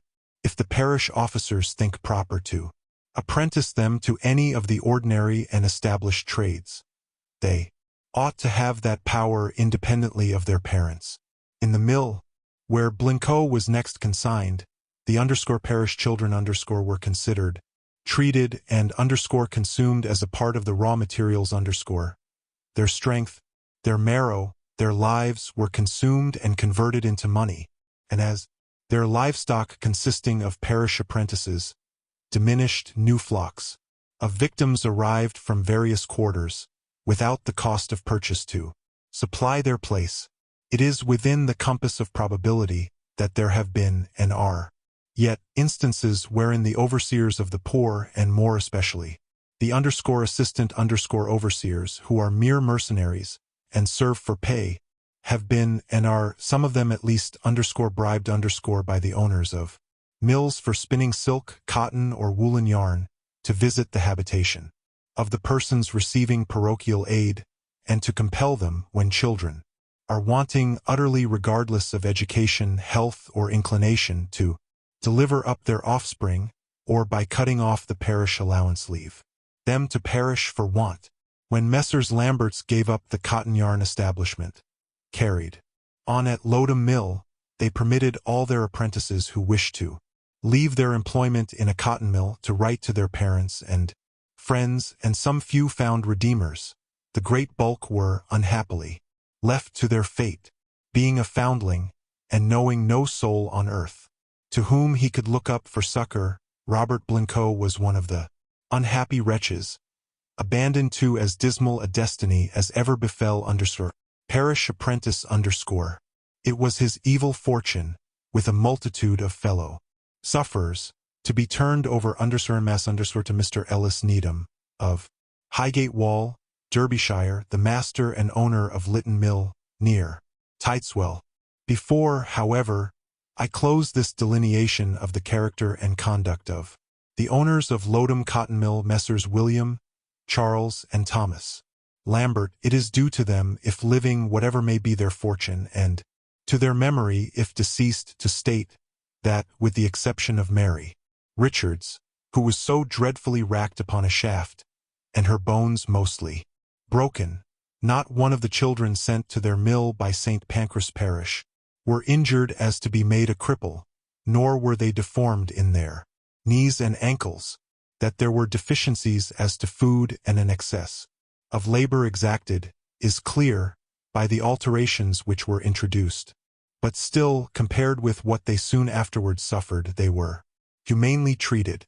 They were kept decently clad, had a bettermost suit reserved for Sundays, and holidays were occasionally allowed a little time for play in the open air and upon Goose Fair Day which is, or then was, a great festival at Nottingham. The whole of them were conveyed in carts to that celebrated place, and regaled with furmity, and sixpence in money was allowed to the very youngest. They went pretty regularly to Lodham church on Sundays, were not confined within gates and walls as was the case at most other mills, where parish apprentices were immured, nor were there any iron bars before the windows. They were worked hard but not so hard as to distort their limbs, nor occasion declines or deaths. Their food latterly was good, and cleanly cooked. Their bedding, though coarse, was clean. When they had meat they were allowed trenchers, knives, forks, and spoons. It will presently be seen, when carried away from Lodham Mill, into what a den of vice, disease and famine, filth, and slavery they were plunged, by what hellions they were worried, and all in defiance of a positive and recently made law on purpose for their protection, and in the face of the visiting magistrate whose visits were, according to Blincoe's assertion, too frequently directed to the luxurious table of the master, to admit even a chance of justice to the apprentices. May this exposition of crimes and suffering inflicted upon the friendless, the orphan, the widow's son, induce honest and upright men, senators and legislators, effectually to curb the barbarous propensities of hard-hearted masters, and rescue their nation from a worse stain than even the African slave trade, horrible as was that odious traffic, ever inflicted. Chapter 4. The next cotton mill to which poor Blincoe was consigned, together with those of his companions in tribulation, who had no friend to redeem them from impending misery, belonged to a Mr. Ellis Needham. Like most of his fraternity, his origin was obscure. He is said to have arisen from an abject state of poverty, and had it been by honorable industry, his prosperous fortune had redounded to his credit. Of his primeval state of poverty, it was his weakness to be ashamed. By the profusion of his table and the splendor and frequency of his entertainments, he seemed to wish to cover and conceal his mean descent. His house, lawns, equipage, and style of living completely eclipsed the neighboring gentry. Yet, boundless was his ostentation. He was in his heart sordidly mean and parsimonious. His cruelty in wringing from poor friendless orphans the means of supporting his guilty and unbecoming pomp, sufficiently evinces the baseness of his heart. His mansion in 1803 and, years later, was at Highgate Wall, near Buxton in Derbyshire. To this arrogant and unfeeling master Messrs. Lambert made over the unexpired term of years for which the greater part of the parish apprentices had been bound by their respective indentures. What premium was paid, or if any, I know not, as this master was neither a hosier nor a lace manufacturer. He had not the power to fulfill the conditions imposed on Messrs. Lambert's, viz., to instruct the girls during the last 3 years of their time in lace knitting and the boys in stocking weaving. The consequence was the poor children lost those important advantages, and those who survived the term of their apprenticeship to Ellis Needham found themselves without that degree of skill which was requisite to enable them to gain their bread in almost any other cotton mill, and could touch none but the very coarsest work, as Messrs. Lambert's were constrained, by circumstances, to stop their works. It might be that they had not means to support the apprentices, but were forced to get rid of them with the utmost expedition. There have been instances where, in case of bankruptcy, parish apprentices, bound to cotton masters, have been put into carts, driven to the verge of the parish, and there turned adrift without money, without a friend or a place to shelter them. According to Blincoe's account, although Messrs. Lambert's informed the guardians of the poor of St. Pancras parish of the necessity they were under of giving up their apprentices or turning them over to their masters, no steps were taken for the protection of the friendless children, an imputation the more extraordinary, when the promptitude and decision with which they had acted in the case recited is considered. It is, therefore, probable that their activity might be owing to the horrid tales that had then burst upon the public, descriptive of the cruelty and misery of which parish children placed out in cotton mills were the victims. It was in 1802 that Sir Robert Peel of Bury, who had the largest number of parish and foundling children employed in his cotton mills of any cotton master in Great Britain, brought forward his bill for their protection. According to Blincoe's narrative, the committee from Street Pancras arrived at Lodham Mill at this juncture, and the reforms introduced at Lodham Mill were, therefore, likely to have been owing to the parliamentary agitation of that question, and nothing can be more highly illustrative of the force of public opinion than this proof of its potent effect on the officers of St. Pancras parish. Supposing the conjecture to be well founded, at the time the apprentices were removed from Lodham Mill, this humane act had passed into a law and had become all but a dead letter. It may also have been a reliance upon the effect of that law which induced the parish officers to leave the children to their fate. What that fate was will presently appear. It seems that Mr. Ellis Needham, the master of Lytton Mill, went to Lodham to inspect the condition of the apprentices, who had improved very materially after the introduction of the new regulations. Nothing could be more kind or condescending than Ellis Needham's deportment at Lodham.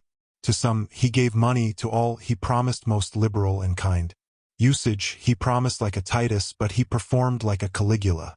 Blincoe could not recollect with precision the number of apprentices, male and female, who were removed in carts from Lodham to Lytton Mill.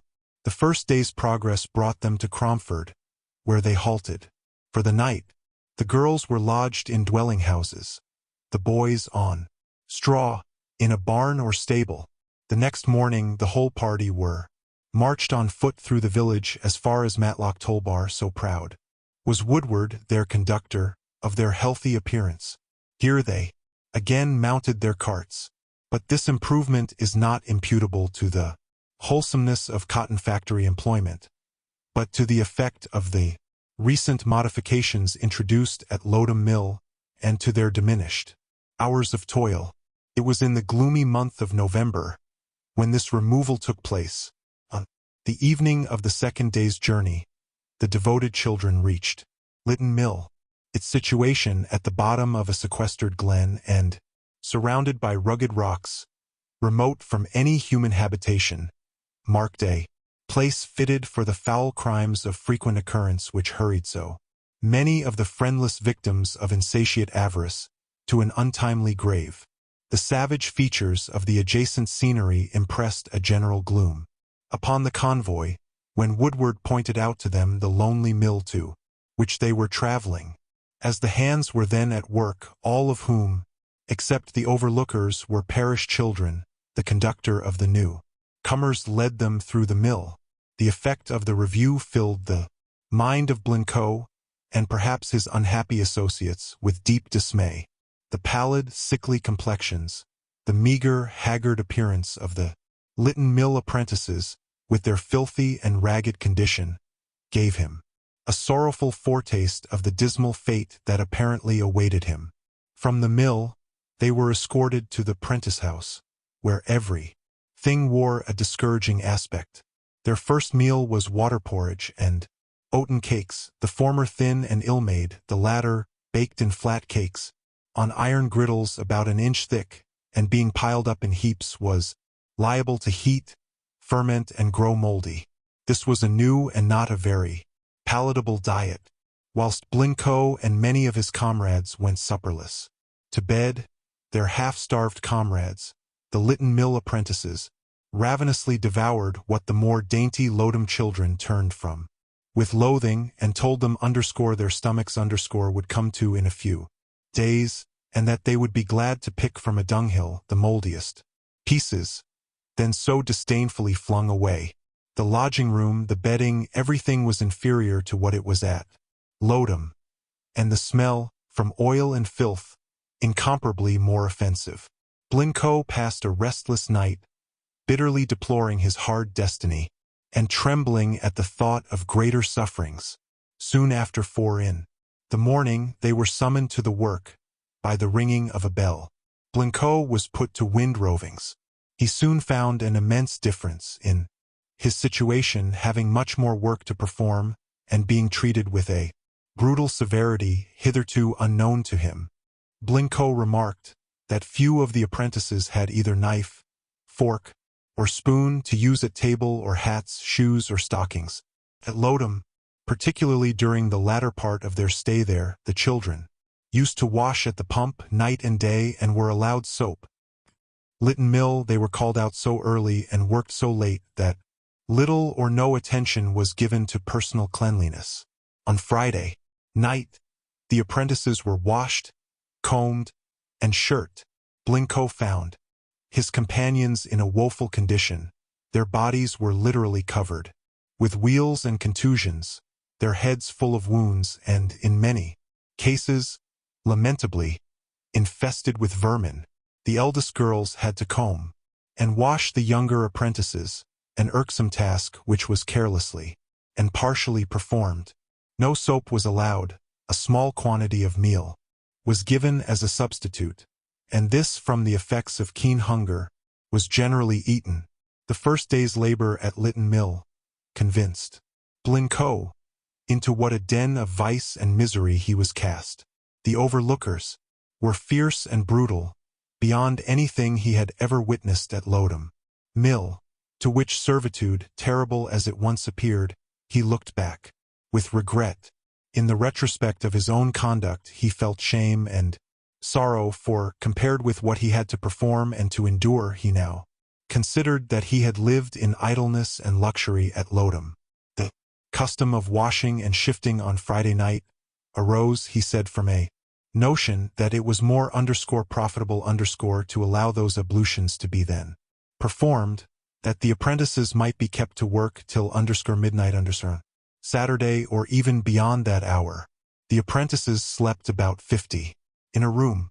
The governor used to unlock the door of each room when the first bell rang. Having unlocked the last room door, he went back to the first with a switch stick in his hand, and if he found anyone in bed or slowly dressing, he used to lay on without mercy, by which severity the rooms were soon empty. The apprentices had their breakfast generally of water porridge, called in this part of Derbyshire stir pudding, and oaten cake which they took in the mill. The breakfast hour was 8 o'clock, but the machinery did not stop, and so irregular were their meals, it sometimes did not arrive till 10 or 11 o'clock. At other times the overlookers would not allow the apprentices to eat it, and it stood till it grew cold and covered with flue. Skim milk or buttermilk was allowed, but very sparingly and often in a stinking state when it was served out. 40 minutes were allowed for dinner, of which time full 1/2 was absorbed in cleaning the frames. Sometimes the overlookers detained them in the mill the whole dinner time, on which occasion a halfpenny was given, or rather promised. On those occasions they had to work the whole day through, generally _16 hours without rest or food _.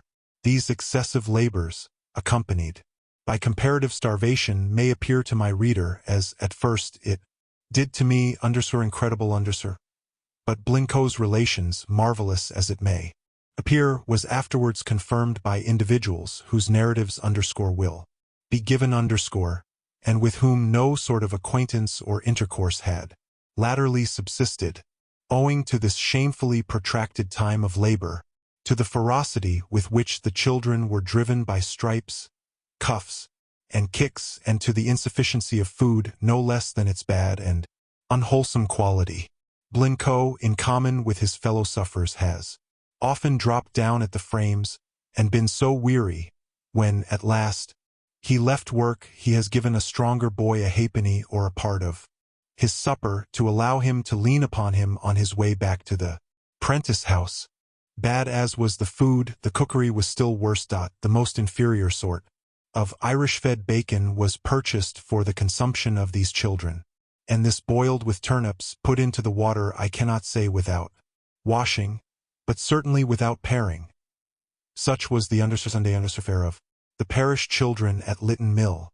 When first Blincoe and the rest of the children arrived from Lowdham, they noticed many of the other apprentices had neither spoon nor knife, but had to eat as they could, meat, thick porridge, or broth, nor were the newcomers long allowed any such implements.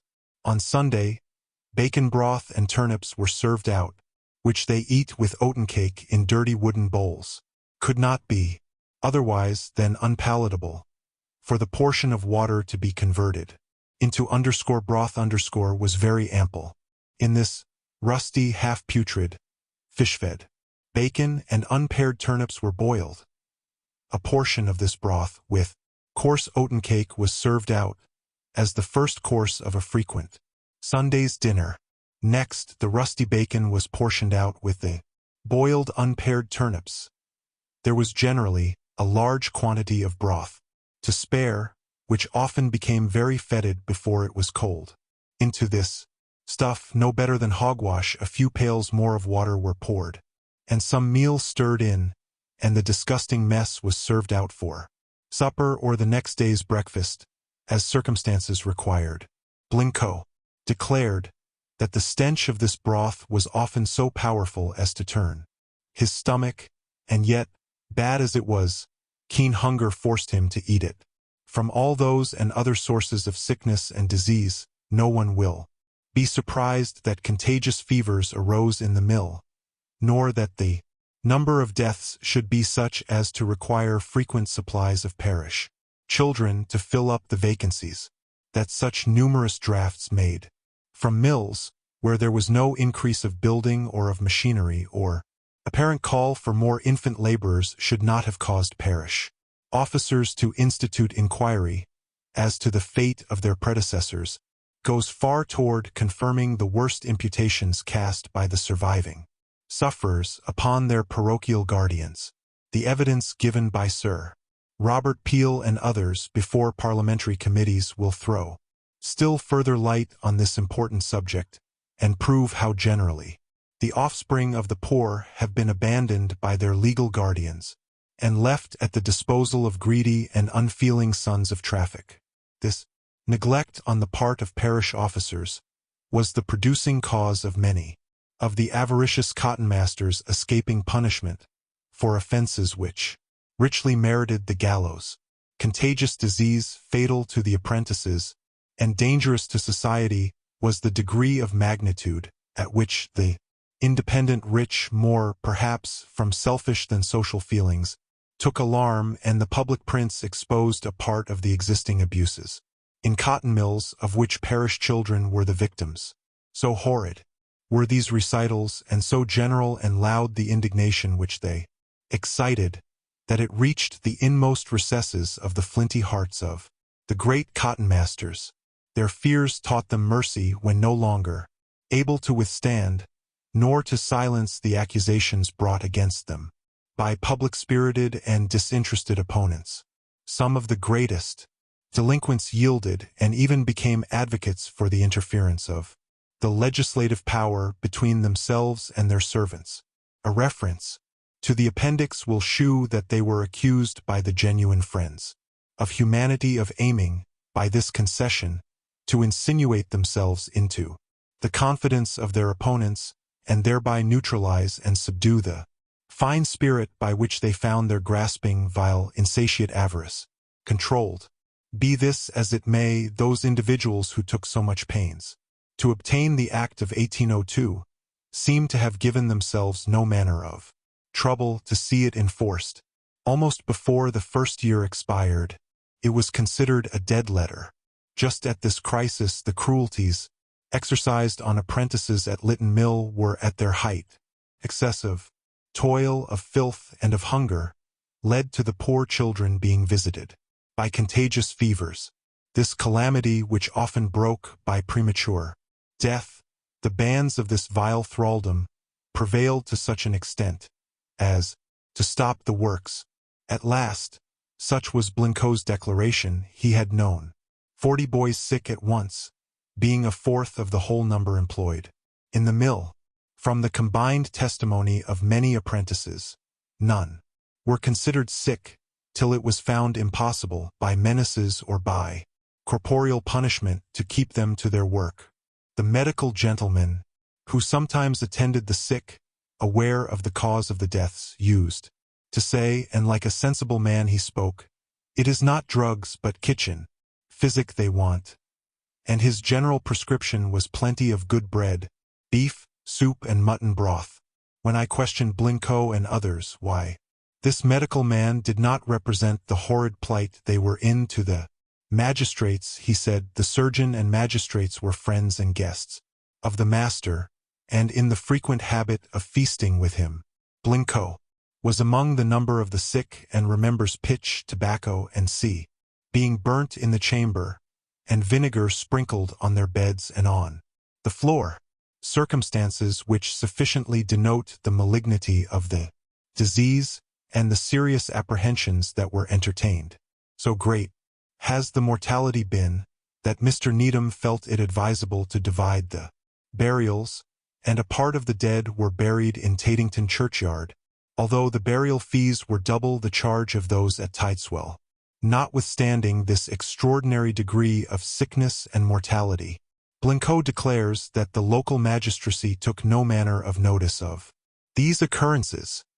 It might be hazardous to trust so far to the memory, the integrity, or the judgment of Blincoe, or to affirm that the conduct of the local magistrates really was thus culpable, but the imputation is corroborated by the total silence of the magistrates of this part of Derbyshire, as to the character and conduct of the owners of Lytton Mill during the parliamentary investigation of 1816, 17, 18, 19.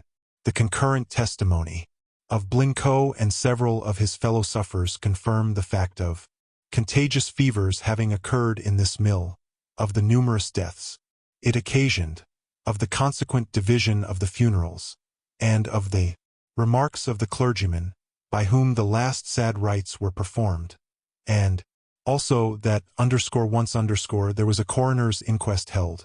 There exists some difference of opinion as to the material fact whether the body had not been first deposited in the earth and afterwards taken up.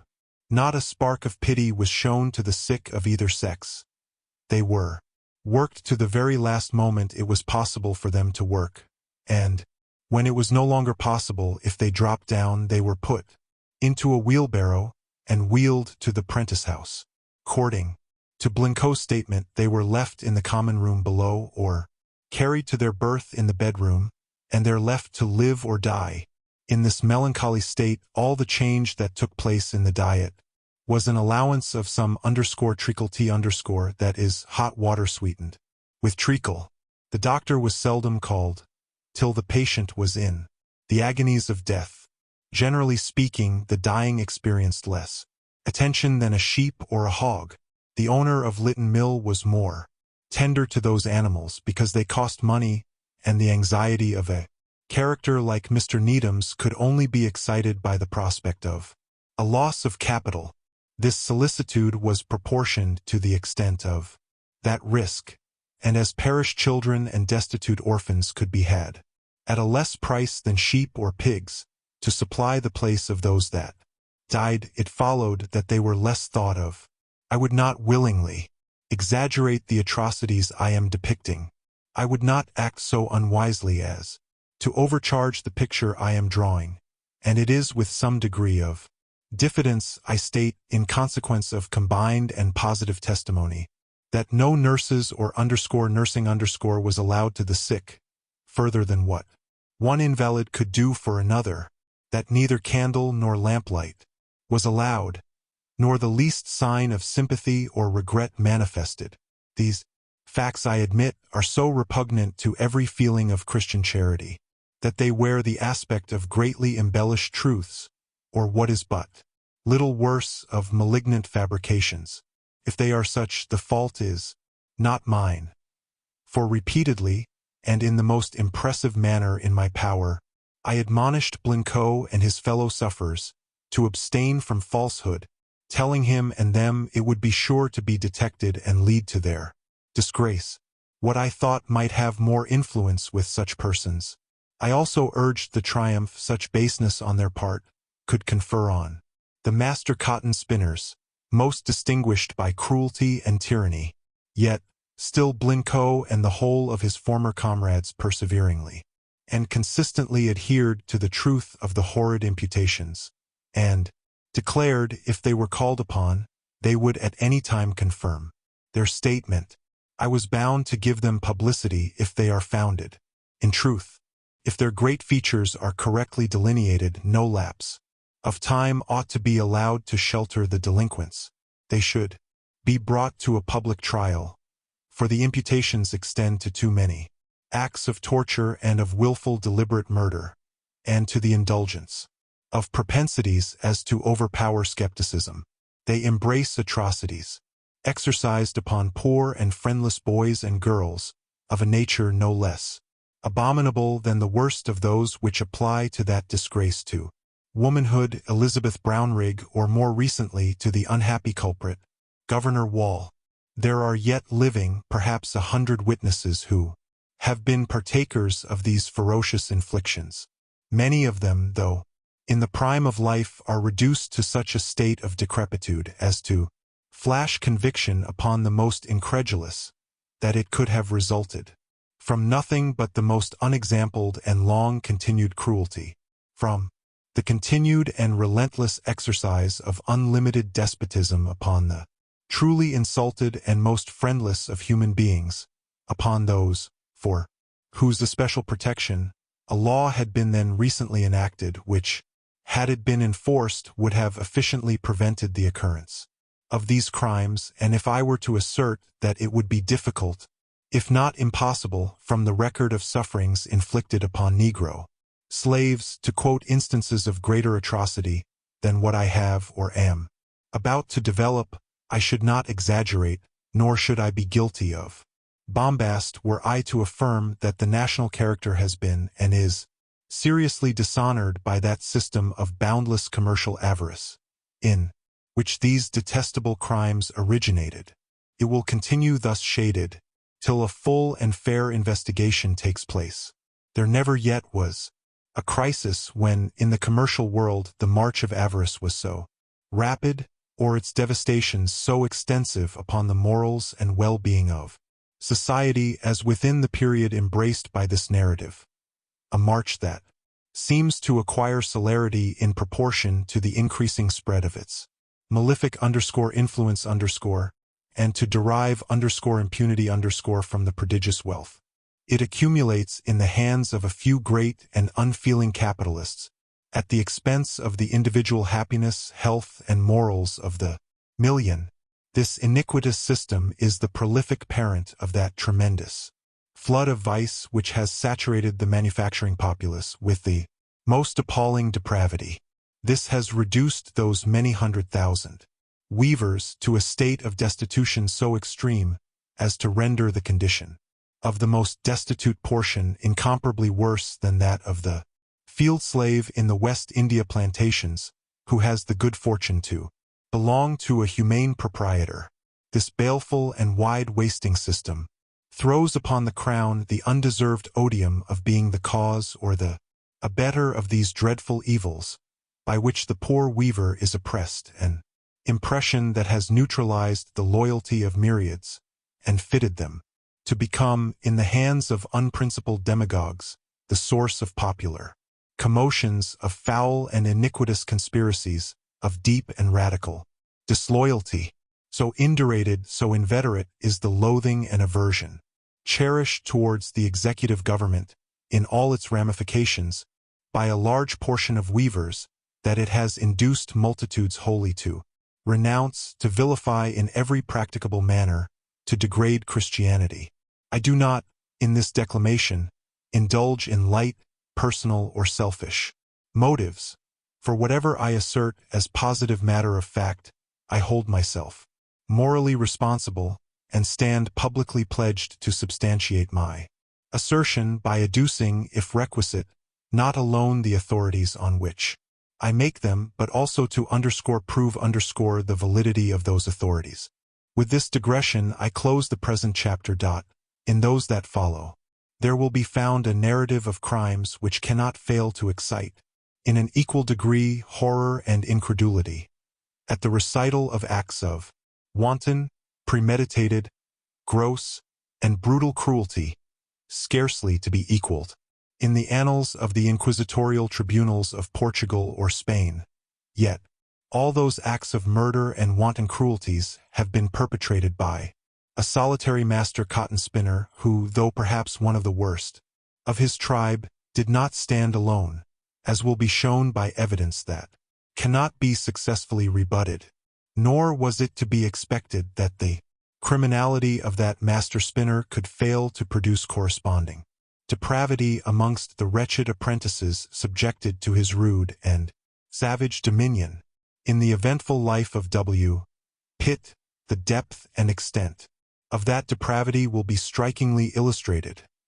It will be seen that acts of felony were committed in the vicinity of Lytton Mill by the parish apprentices, not, if I am rightly informed, from dishonest intention but from a desire to be transported to Botany Bay, deeming even that alternative preferable to the endurance of the horrors of the servitude to which, as parish apprentices, they had been consigned. Chapter 5. Recurring to the description given to me by Robert Blincoe of the dreadful state of thraldom, in which, with a multitude of juvenile companions, he was involved at Lytton Mill, I am instructed to say that, as excessive toil, the want of proper time for rest, and of nourishing, wholesome food gave rise to contagious disease, so a liberal supply of good provisions and a cessation from toil quickly restored many to health. Instead of taking warning by the results of these terrible examples, no sooner were the invalids sent back to the mill than the system of overtoil, of boundless cruelty, starvation, and torture was at once resumed. Let it not, however, be supposed that anything in the shape of dainties had been dispensed to the sick. Wheaten bread, coarse pieces of beef boiled down in soup, or mutton for broth, with good milk or buttermilk sparingly distributed, formed the extent of those indulgences. This diet, luxurious as it was considered in Lytton Mill, did not surpass the ordinary standard of the daily fare that Blincoe had enjoyed at St. Pancras workhouse, and also during the latter period of his stay at Lodham Mill. I have not yet done more than to mention the cuffs, kicks, or scourging, to which, in common with many other of his unhappy comrades, Blincoe stood exposed since, by his account, almost from the first hour in which he entered the mill till he arrived at a state of manhood, it was one continued round of cruel and arbitrary punishment. Blincoe declared he was so frequently and immoderately beaten it became quite familiar, and, if its frequency did not extinguish the sense of feeling, it took away the terror it excited on his first entrance into this den of ignorance and crime. I asked him if he could state an average number of times in which he thought he might in safety say he had suffered corporeal punishment in a week. His answer invariably was that his punishments were so various and so frequent, it was impossible to state with any thing approaching to accuracy. If he is to be credited, during his 10 years of hard servitude, his body was never free from contusions, and from wounds inflicted by the cruel master whom he served, by his sons, or his brutal and ferocious and merciless overlookers. It is already stated that he was put to the back of a stretching frame when he was about 11 years of age, and that often, owing to the idleness or the absence of the stretcher, he had his master's work, as well as his own, to perform. The work being very coarse, the motion was rapid, and he could not keep up to the ends. For this he was sure to be unmercifully punished, although they who punished him knew the task assigned was beyond what he could perform. There were different stretchers in the mill, but, according to Blincoe's account, they were all of them base and ferocious ruffians. Robert Woodward, who had escorted the apprentices from Lodham Mill, was considered the worst of those illiterate vulgar tyrants. If he made a kick at Blincoe, so great was his strength, it commonly lifted him off the floor. If he struck him, even a flat-handed blow, it floored him. If, with a stick, it not only bruised him but cut his flesh. It was not enough to use his feet or his hands, but a stick, a bobby, or a rope's end. He and others used to throw rollers one after another at the poor boy, aiming at his head, which, of course, was uncovered while at work, and nothing delighted the savages more than to see Blincoe stagger and to see the blood gushing out in a stream. So far were such results from deterring the monsters that long before one wound had healed, similar acts of cruelty produced others, so that, on many occasions, his head was excoriated and bruised to a degree that rendered him offensive to himself and others, and so intolerably painful as to deprive him of rest at night, however weary he might be. In consequence of such wounds, his head was overrun by vermin. Being reduced to this deplorable state, some brute of a quack doctor used to apply a pitch-cap or plaister to his head, after it had been on a given time, and when its adhesion was supposed to be complete, the terrible doctor used to lay forcibly hold of one corner and tear the whole scalp from off his head at once. This was the common remedy. I should not exaggerate the agonies it occasioned, were I to affirm that it must be equal to anything inflicted by the American savages on helpless prisoners with their scalping knives and tomahawks. This same ruffian, Robert Woodward, who, by the concurrent testimony of many sufferers, stands depicted as possessing that innate love of cruelty which marked a Nero, a Caligula, or a Robespierre, used when Blincoe could not or did not keep pace with the machinery, to tie him up by the wrists to a cross beam and keep him suspended over the machinery till his agony was extreme. To avoid the machinery he had to draw up his legs every time it came out or returned. If he did not lift them up, he was cruelly beaten over the shins, which were bare. Nor was he released till, growing black in the face, and his head falling over his shoulder, the wretch thought his victim was near expiring. Then, after some gratuitous knocks and cuffs, he was released and instantly driven to his toil and forced to commence, with every appearance of strength and vigor, though he were so much crippled as to be scarcely able to stand. to lift the apprentices up by their ears, shake them violently, and then dash them down upon the floor with the utmost fury, was one of the many inhuman sports in Lytton Mill, in which the overlookers appeared to take delight. Frequently has Blincoe been thus treated, till he thought his ears were torn from his head, and this for very trivial offenses or omissions. Another of these diabolical amusements consisted in filing the apprentice's teeth. Blincoe was once constrained to open his mouth to receive this punishment, and Robert Woodward applied the file with great vigor. Having punished him as much as he pleased, the brute said with a sneer, "I do this to sharpen thy teeth, that thou mayst eat thy Sunday dinner the better." Blincoe declared that he had often been compelled on a cold winter's day to work naked except his trousers and loaded with 200 weights slung behind him, hanging one at each shoulder. Under this cruel torture he soon sunk, when, to make the sport last the longer, Woodward substituted 250 weights, and thus loaded, by every painful effort, Blincoe could not lift his arm to the roller. Woodward has forced him to wear these weights for hours together and still to continue at his work. Sometimes he has been commanded to pull off his shirt and get into a large square skip, when the savage, being sure of his mark and that not a blow would be lost, used to beat him till he was tired. At other times, Blincoe has been hoisted upon other boys' shoulders and beaten with sticks till he has been shockingly discolored and covered with contusions and wounds.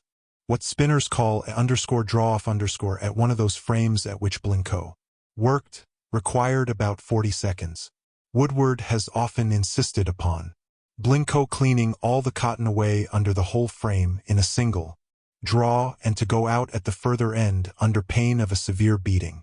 On one of these occasions, Blincoe had nearly lost his life, being caught between the faller and the headpiece.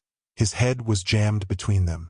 Both his temples were cut open and the blood poured down each side of his face, the marks to be seen. It was considered next to a miracle that he escaped with his life. So far from feeling the least compassion, Woodward beat him cruelly, because he had not made more haste under.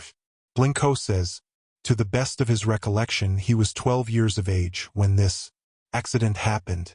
It is a fact too notorious to be denied that the most brutal and ferocious of the spinners, stretchers, rovers, and have been in the habit, from mere wantonness, of inflicting severe punishments upon piecers, scavengers, frame-tenters, winders, and others of the juvenile class, subjected to their power, compelling them to eat dirty pieces of candle, to lick up tobacco spittle, to open their mouths for the filthy wretches to spit into, all which bestialities have been practiced upon the apprentices at Lytton Mill. Among the rest, Blincoe has often suffered these indignities. What has a tendency to display human nature in its worst state is that most of the overlookers who acted thus cruelly had arrived in the mill as parish apprentices, and as such had undergone all these offensive inflictions. There was, however, one diversion which, in all my inquiries as to cotton mill amusements I never found paralleled. Of this Robert Woodward, if I mistake not, has a claim to the honor of being the original inventor. It was thus executed. A tin can or cylinder about 3 feet high to receive the rovings, and about 9 or 10 inches in diameter, was placed in the midst of the alley or wheelhouse, as the space is called, over which the frames travel at every draw, and pretty close to the race. Upon this can or hollow cylinder, Blincoe had to mount, and there to stand upon one foot, holding a long brush extended in the opposite hand until the frame came out about 3 times in 2 minutes, invariably knocking the can from under him. Both fell to the floor. The villain used to place the can so near the race that there was considerable danger of Blincoe falling on it, and, if so, it would probably have lamed him for life if it had not killed him on the spot, and he had, with the utmost possible celerity, to throw himself flat upon the floor that the frame might pass over him. During this short interval, the amateurs, i.e. Robert Woodward, Charnock, Merrick, and C., used to set the can upright again, and it required no small share of ingenuity in them to keep time. The frame being returned, poor Blincoe had to leap on his feet, and again to mount nimbly on the hollow column of tin, again to extend his arm holding the long hairbrush, and again sustain a fall amidst the shouts and yells of these fiends. Thus would the villains continue to persecute and torment him, till they were tired, notwithstanding the sport might have been his death. He ran the risk of a broken bone or the dislocation of a limb every time he was thus thrown down, and the time the monsters thus wasted, they afterwards made up by additional labor wrung from their wretched victims. Another of their diversions consisted in tying Blincoe's hands behind him, and one of his legs up to his hands. He had then only one leg left free to hop upon, and no use left of his hands to guard him if he chanced to fall, and if Blincoe did not move with activity, the overlooker would strike a blow with his clenched fist, or cut his head open by flinging rollers. If he fell, he was liable to have his leg or arm broken, dislocated. Every one conversant with cotton-spinning machinery knows the danger of such diversions and of their cruelty everyone can judge. There seemed to exist a spirit of emulation, an infernal spirit, it might with justice be designated, among the overlookers of Lytton Mill, of inventing and inflicting the most novel and singular punishments, for the sake of being the better able and more effectually to torment their victims. The overlookers allowed their thumb and forefinger nails to grow to an extreme length in order that, when they pinched their ears they might make their nails meet marks to be seen Needham himself, the owner of the mill, stands arraigned of having the cruelty to act thus very frequently, till their blood ran down their necks, and so common was the sport it was scarcely noticed. As regarded Blincoe, one set of wounds had not seldom time to heal before another set was inflicted. The general remedy that Blincoe applied was the oil used to keep the machinery in order. The despicable wretches, who thus reveled in acts of lawless oppression, would often, to indulge the whim of a moment, fling a roller at a boy's head and inflict deep wounds, and this frequently without even a shadow of a fault to allege or even a plausible reason to assign in justification. At another time, if the apprentices stood fair for the infliction of a stripe with a twig or the whip, the overlookers would apply it with the utmost vigor and then, bursting into laughter, call it a good hit Blincoe declared he had times innumerable been thus assailed and has had his head cut severely without daring to complain of the cause. Woodward and others of the overlookers used to beat him with pieces of the thick leathern straps, made supple by oil and having an iron buckle at the end, which drew blood almost every time it was applied or caused severe contusions. Among Blincoe's comrades in affliction was an orphan boy who came from Street Pancras workhouse, whose proper name was James Nottingham, but better known as _Blackie_, a nickname that was given to him on account of his black hair, eyes, and complexion. According to Blincoe's testimony, this poor boy suffered even greater cruelties than fell to his own share by an innumerable number of blows, chiefly inflicted on his head. By wounds and contusions, his head swelled enormously, and he became stupid. To use Blincoe's significant expression, his head was as soft as a boiled turnip, the scalp on the crown pitting where on the least compression.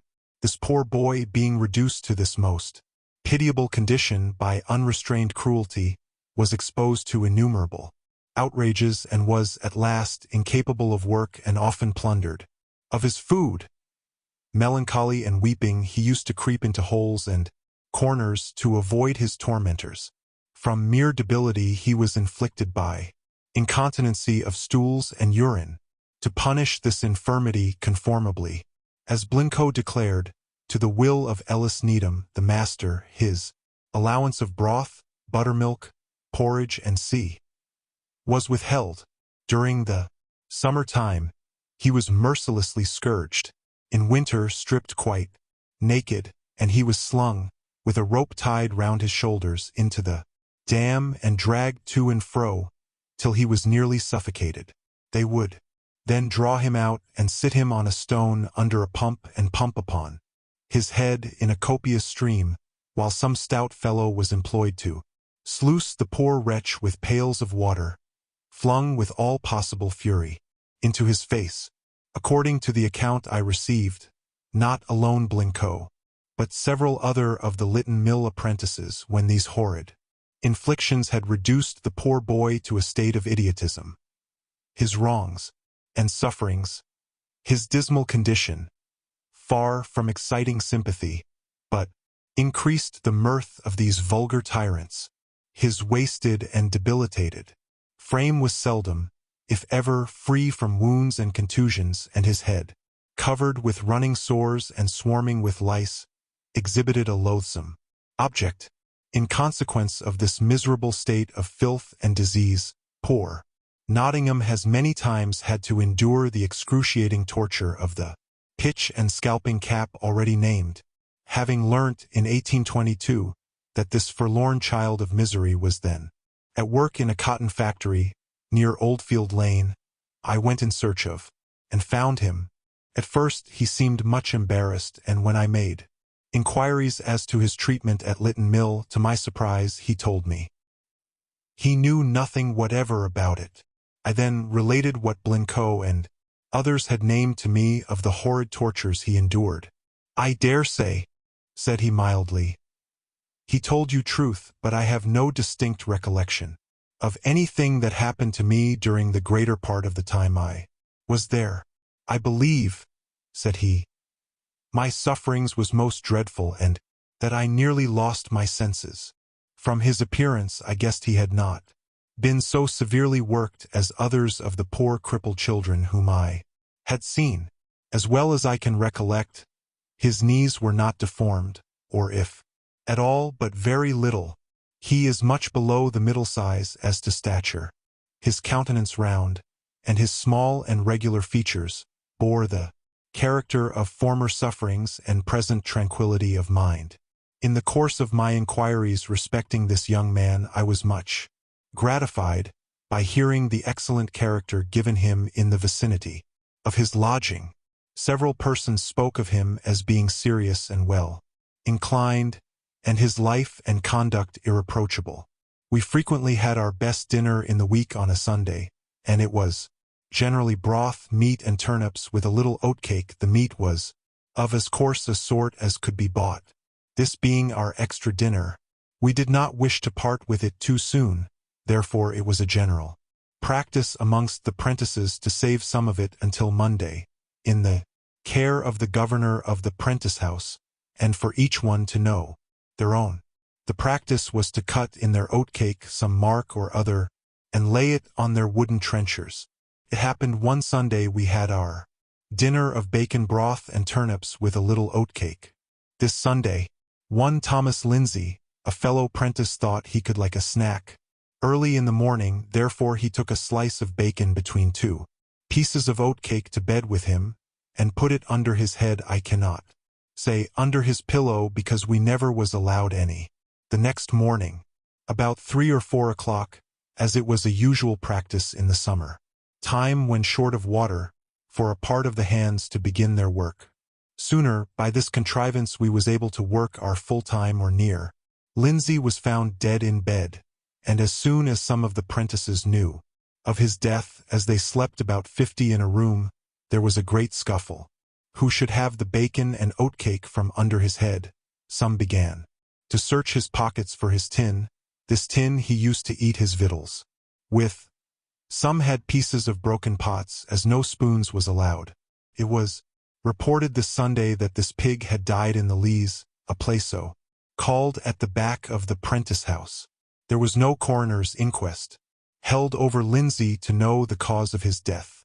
I shall leave the reader To judge for himself this distressing sight, at so early an hour in the morning that this occurred at Lytton Mill, it might be supposed that these horrid inflictions had been practiced in this cotton factory, unknown to the master and proprietor of Lytton Mill, but the testimony not of Blincoe alone, but of many of his former associates unknown to him gave similar statements and, like Blincoe, described Ellis Needham the master as equaling the very worst of his servants in cruelty of heart.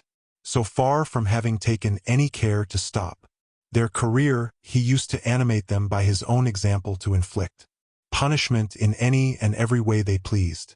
Mr. Needham stands accused of having been in the habit of knocking down the apprentices with his clenched fists, kicking them about when down, beating them to excess with sticks, or flogging them with horsewhips, of seizing them by their ears, lifting them from the ground and forcibly dashing them down on the floor, or pinching them till his nails met. Blincoe declares his oppressors used to seize him by the hair of his head and tear it off by a handful at a time, till the crown of his head had become as bald as the back of his hand. John Needham, following the example of his father and possessing unlimited power over the apprentices, lies under the imputation of crimes of the blackest hue exercised upon the wretched creatures, from whose laborious toil the means of supporting the pomp and luxury in which he lived were drawn. To boys he was a tyrant and an oppressor, to the girls the same, with the additional odium of treating them with an indecency as disgusting as his cruelty was terrific.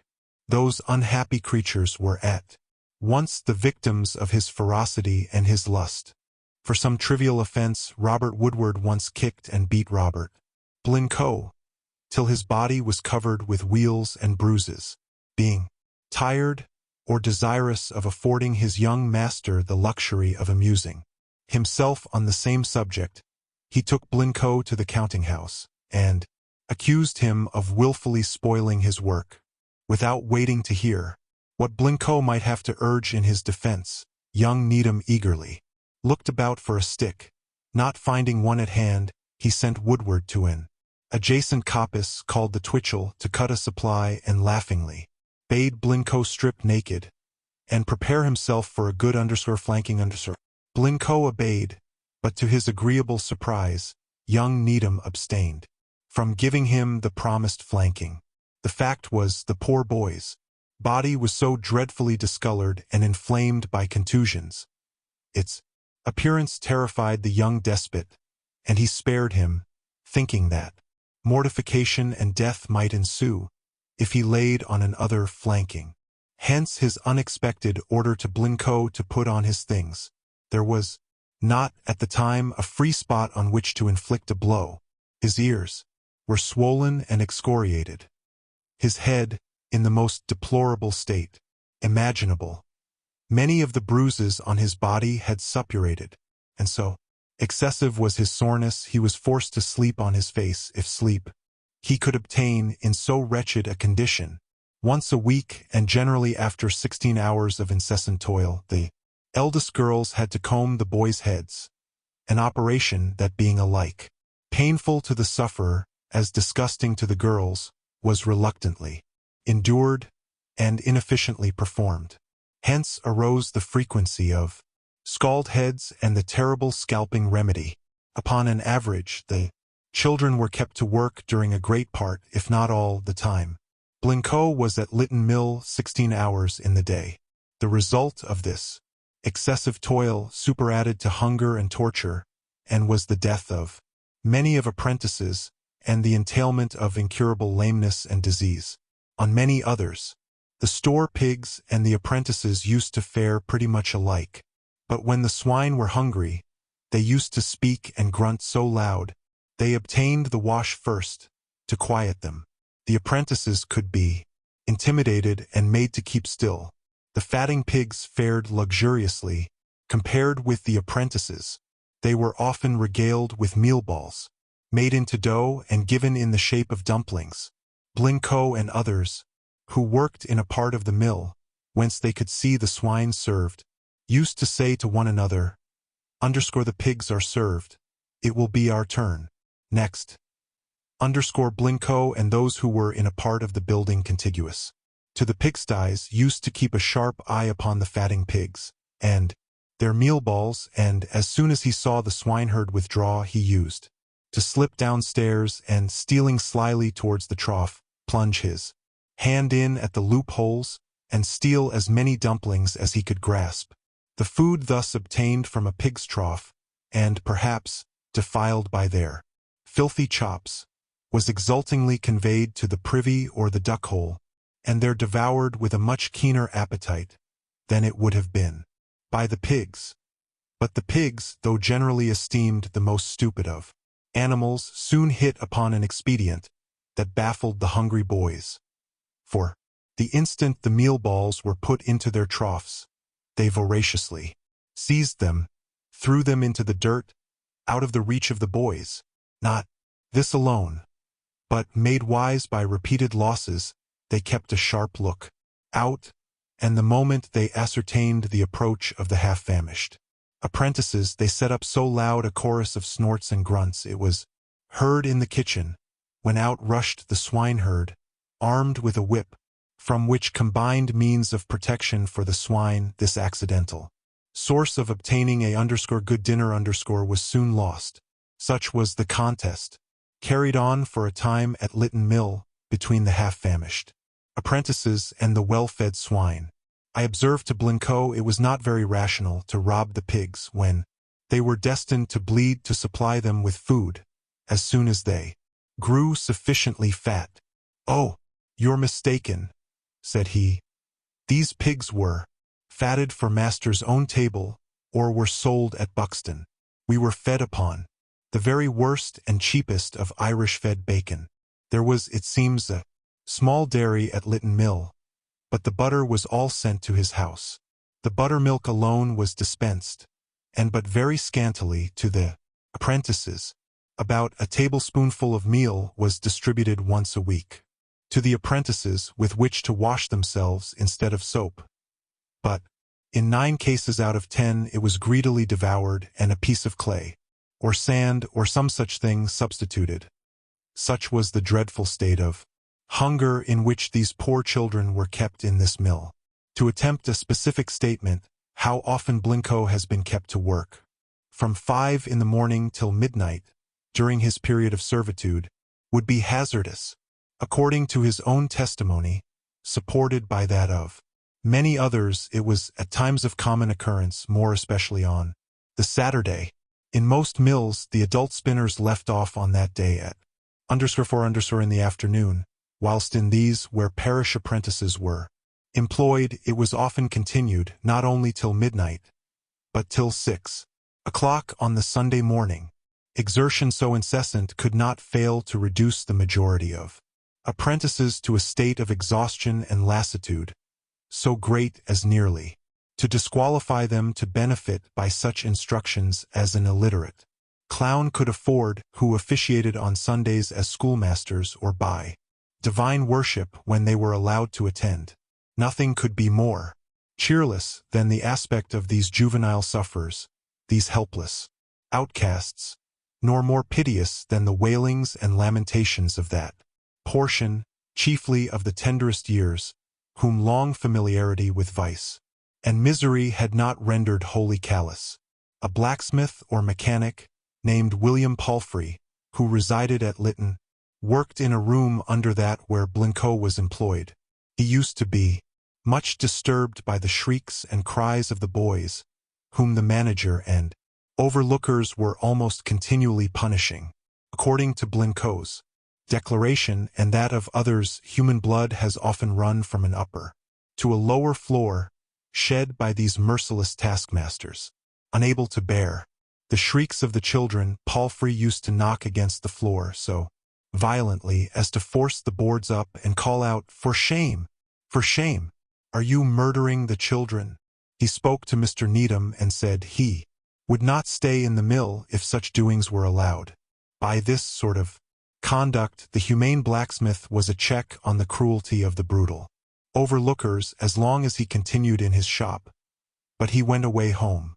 At 7 o'clock, and as soon as Woodward, Merrick, and Charnock knew that Palfrey was gone, they used to pay off the day's score and to beat and knock the apprentices about without moderation or provocation, giving them black eyes, broken heads, saying, "I'll let you know old Palfrey is not here now." To protract the evil hour, the boys, when they used to go downstairs for rovings, would come back and say, "Palfrey and the joiner are going to work all night," and sometimes by this maneuver they have escaped punishment. It happened one day when Blincoe was about 12 years old. He went to the counting house with a cop, such being the custom at every doffing.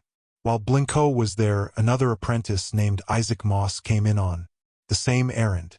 Upon the floor stood the tin treacle can with about 14 pounds of treacle. The sight arrested the attention of Blincoe, who said softly, "Moss, there is the treacle can come from Tideswell."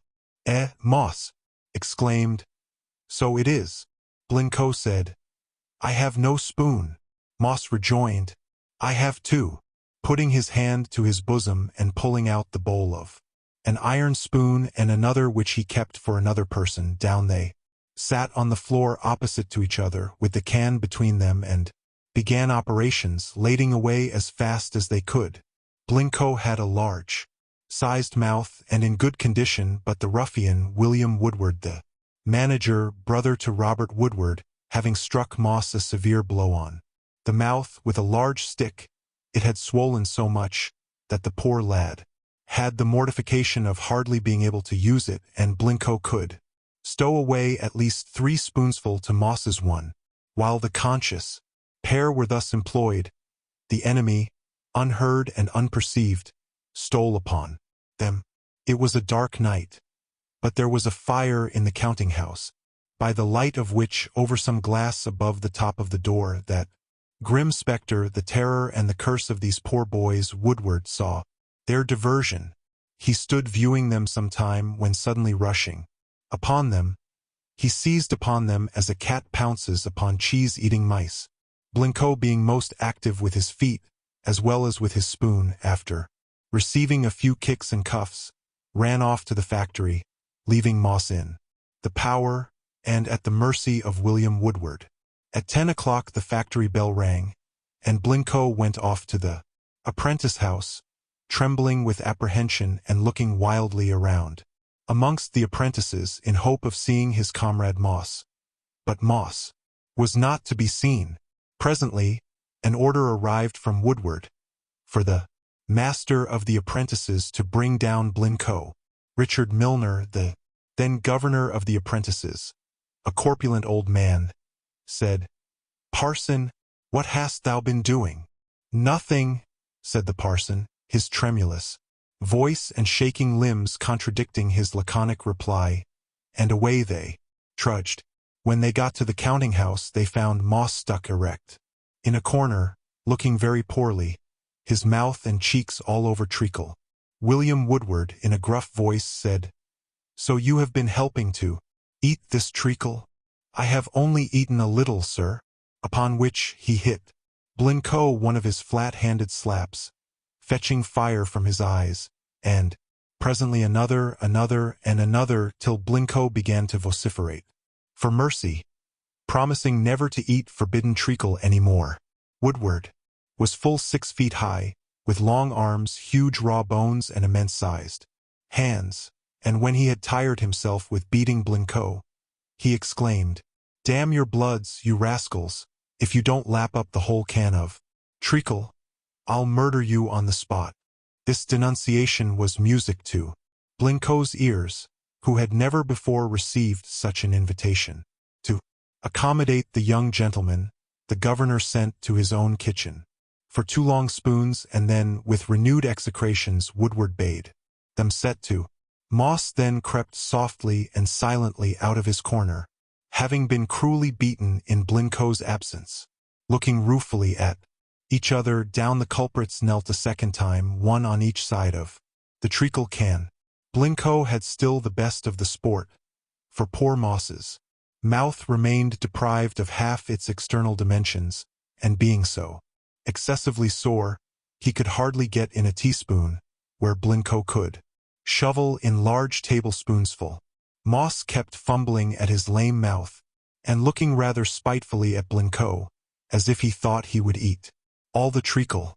Meanwhile Milner and Woodward sat laughing and chatting by the fireside, often looking at the treacle eaters and anxiously waiting an outcry for quarters. Blincoe ate in a masterly style, but poor Moss could not acquit himself half as well, the treacle trickling down his chin on both sides of his mouth, seeing which Woodward suddenly roared out, "Damn you, you villain, if you don't open your mouth wider, I'll open it for you."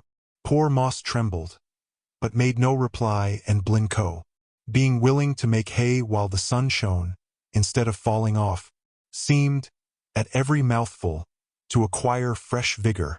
This surprised and mortified Woodward not a little, who, seeing no signs of sickness, hearing no cry for quarter, and being apprehensive of an application for another can, got up to reconnoiter, and, to his amazement, found that the little parson who was not a vast deal higher than the can, had almost reached the bottom, and displayed no visible loss or diminution of appetite. Inexpressibly vexed at being thus outwitted before the governor, he roared out in a tremendous voice to Milner, "Why, damn their bloods, they'll eat the whole. Halt, you damned rascals, or I'll kill you on the spot." In a moment, Blincoe ceased his play, and licked his lips and spoon, to shew how keen his stomach still was. Milner and Woodward then took stock and found that, out of 14 pounds, not 3 remained. Milner laughed immoderately at Woodward, to think what a luscious mode of punishment he had found out for treacle stealers. Woodward, being extremely exasperated, ordered Samuel Brickleton, an overlooker, to fasten Moss and Blincoe together with handcuffs, of which as well as of fetters there were plenty at Lytton Mill, and then forced them to carry the can to the apprentice house between them. When they arrived at the door, his hand being small, Blincoe contrived to withdraw it from the handcuff, and ran nimbly off into the room amongst the apprentices, leaving the treacle can in Moss's hand. Brickleton, unconscious of Blincoe's escape, arrived in the kitchen where the governor and his family resided, looked round, and seeing only one prisoner, cried out, "Eh, where's parson gone?" Moss said he believed he was gone into the apprentice house.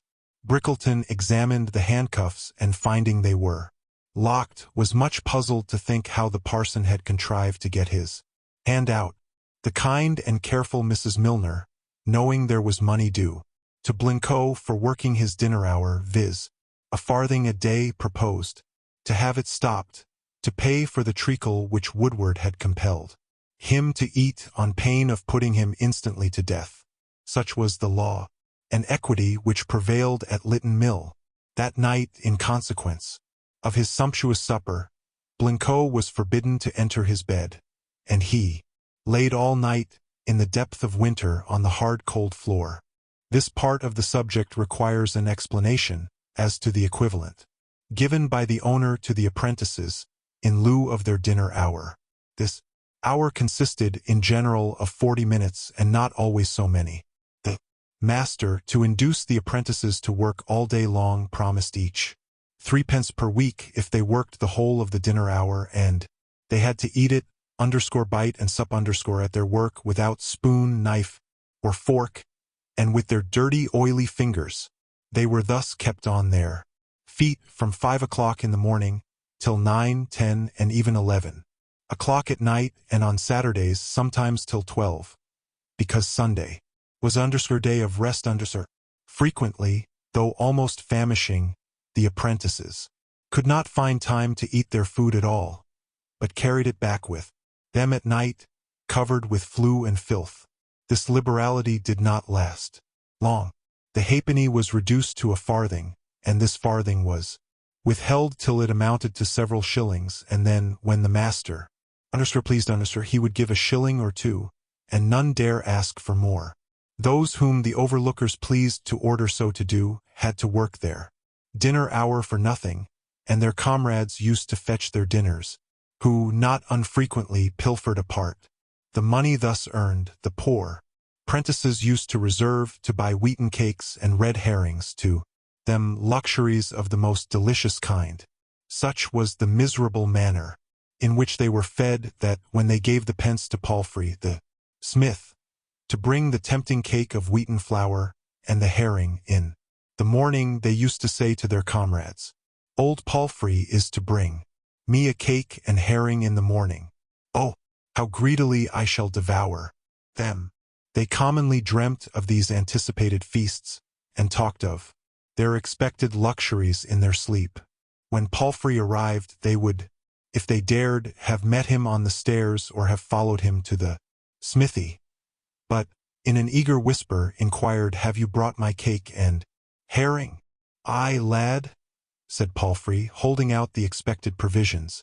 Eagerly they seized the herring and the cake, and the first full bite generally took off head or tail as it came first to hand, while the cake was thrust inside their bosom, for they worked with their shirt collar open and generally without jackets.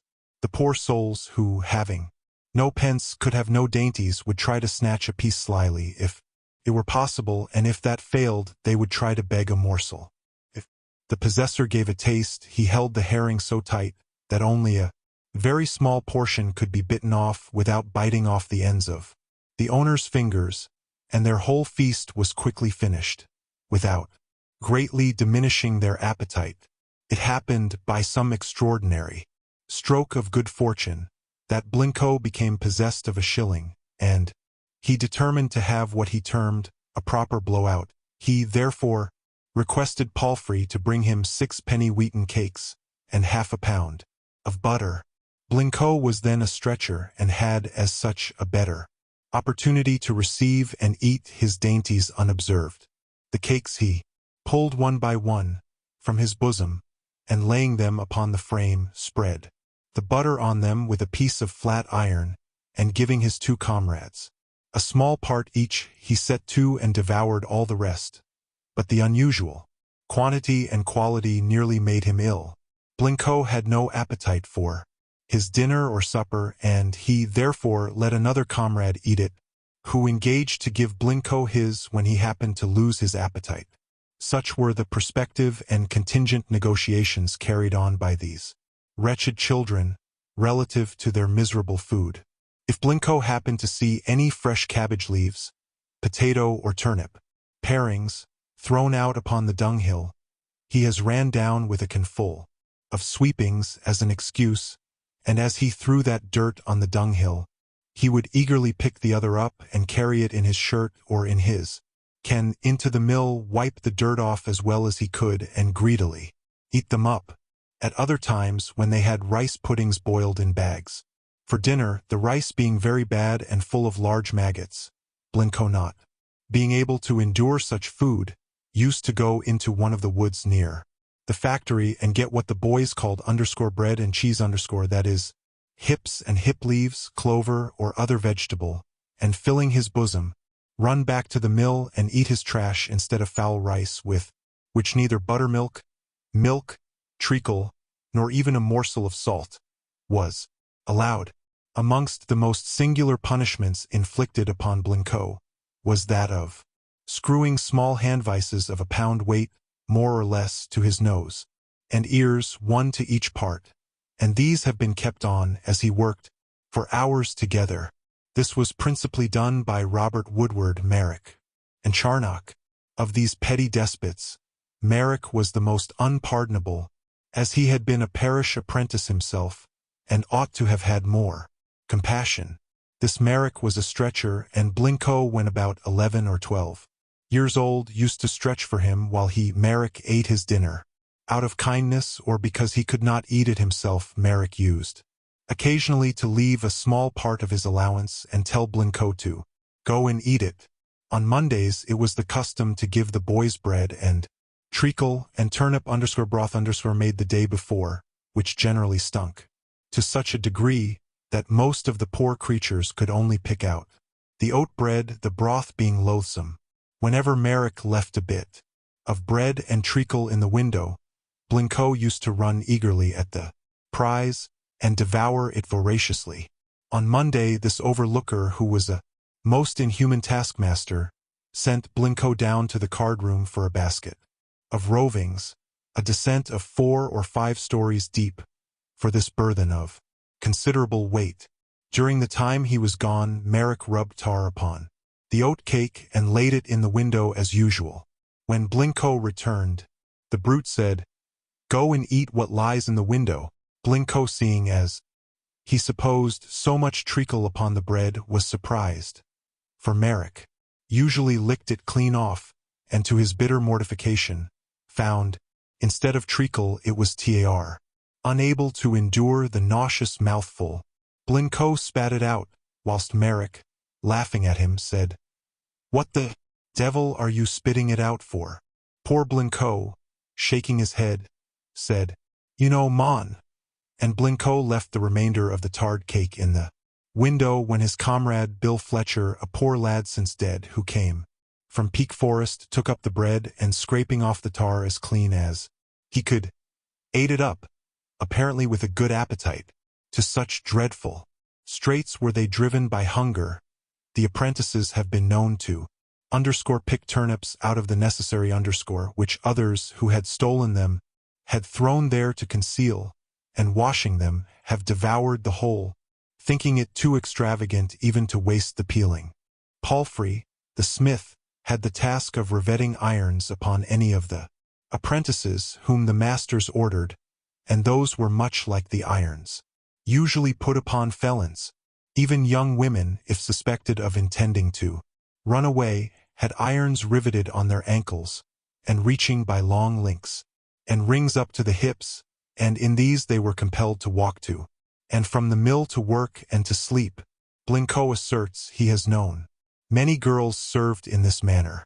A handsome-looking girl about the age of 20 years, who came from the neighborhood of Cromford, whose name was Phoebe Ragg, being driven to desperation by ill-treatment, took the opportunity one dinner-time when she was alone and when she supposed no one saw her, to take off her shoes and throw herself into the dam at the end of the bridge next the apprentice house. Someone passing along and seeing a pair of shoes stopped. The poor girl had sunk once, and just as she rose above the water, he seized her by the hair. Blincoe thinks it was Thomas Fox, the governor who succeeded Milner, who rescued her. She was nearly gone, and it was with some difficulty her life was saved. When Mr. Needham heard of this and being afraid the example might be contagious he ordered James Durant, a journeyman spinner, who had been apprenticed there, to take her away to her relations at Cromford, and thus she escaped. When Blincoe's time of servitude was near expiring, he and 3 others, namely William Haley, Thomas Gully, and John Emery, the overlookers, took a resolution to go out of the factory at a fixed hour, meaning not to work so many hours. But, according to Blincoe's account, neither he nor his comrades had ever heard up to that time of any law which regulated the hours of apprentices working in cotton mills, nor did they know what an Act of Parliament meant, so profound was the ignorance in which they had been reared. Blincoe and his mutinous comrades, having left work at the expiration of 14 hours' labor, went off to the apprentice house. Upon this, the manager, William Woodward, sent off an express to the master, Mr. Needham, at Highgate Wall, a lone and large mansion about 4 miles distant. Orders came back to turn all out of the apprentice house that night, but not to give them any provisions. Being thus turned out, Blincoe got lodging with Samuel Brickleton. 1 or 2 of his comrades slept in the woods, which luckily was haytime.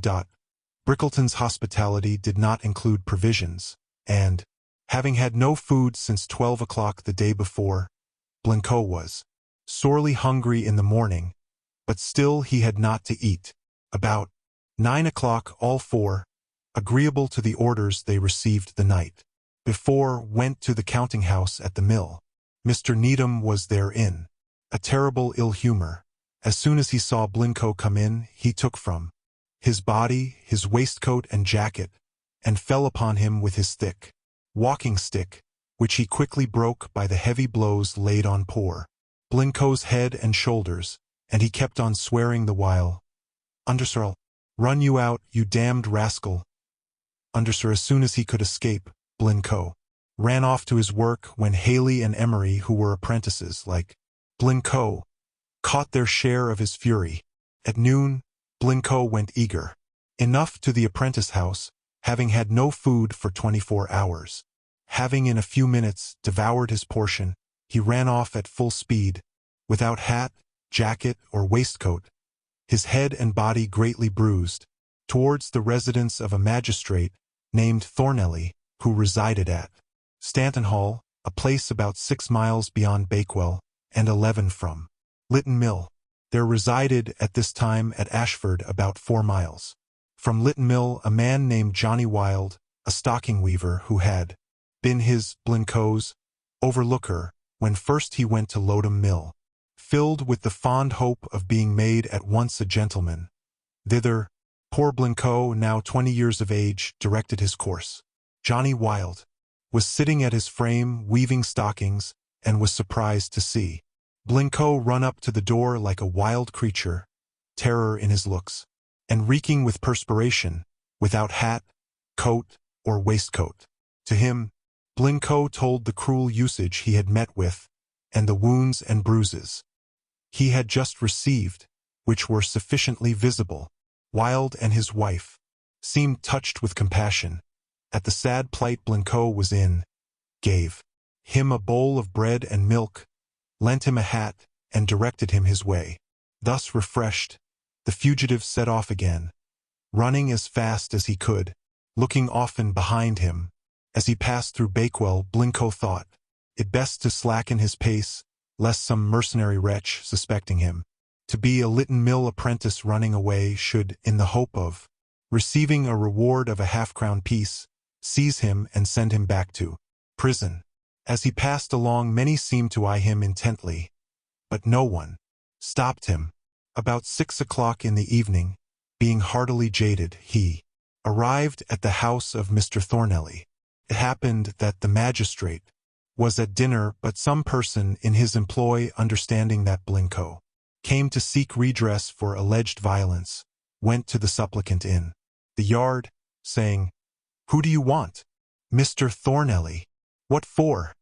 "I am an apprentice at Lytton Mill. Master has beat me cruelly. Do look at my shirt." Never mind, said this person. "You cannot see Mr. Thornelly today. He is at dinner. There will be a bench of justices tomorrow about 11 in the morning at the sign of the Bull's Head, facing the church at Heme. You must go there."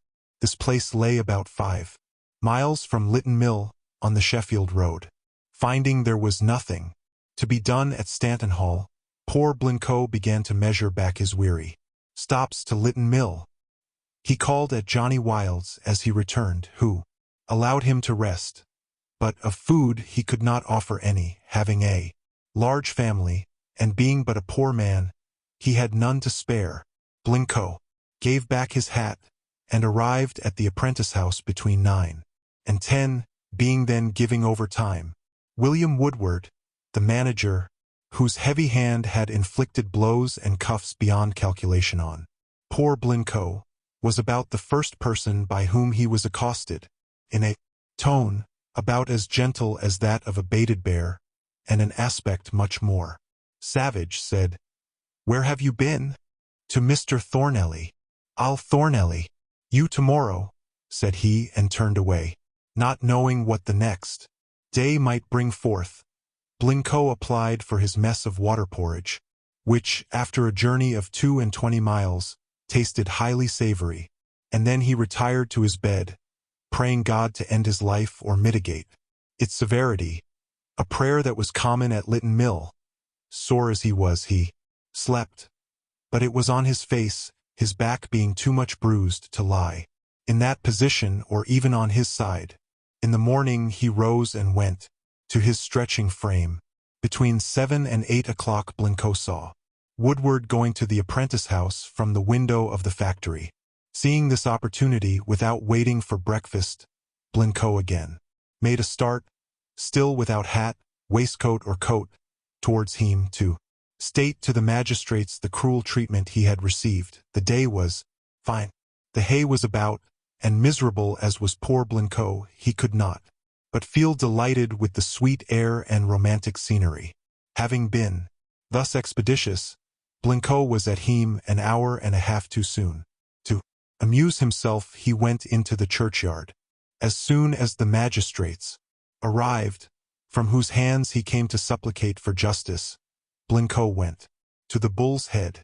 The officiating clerk was an attorney named Cheek, who resided at Whetstone Hall, a mansion situated within half a mile of Tideswell.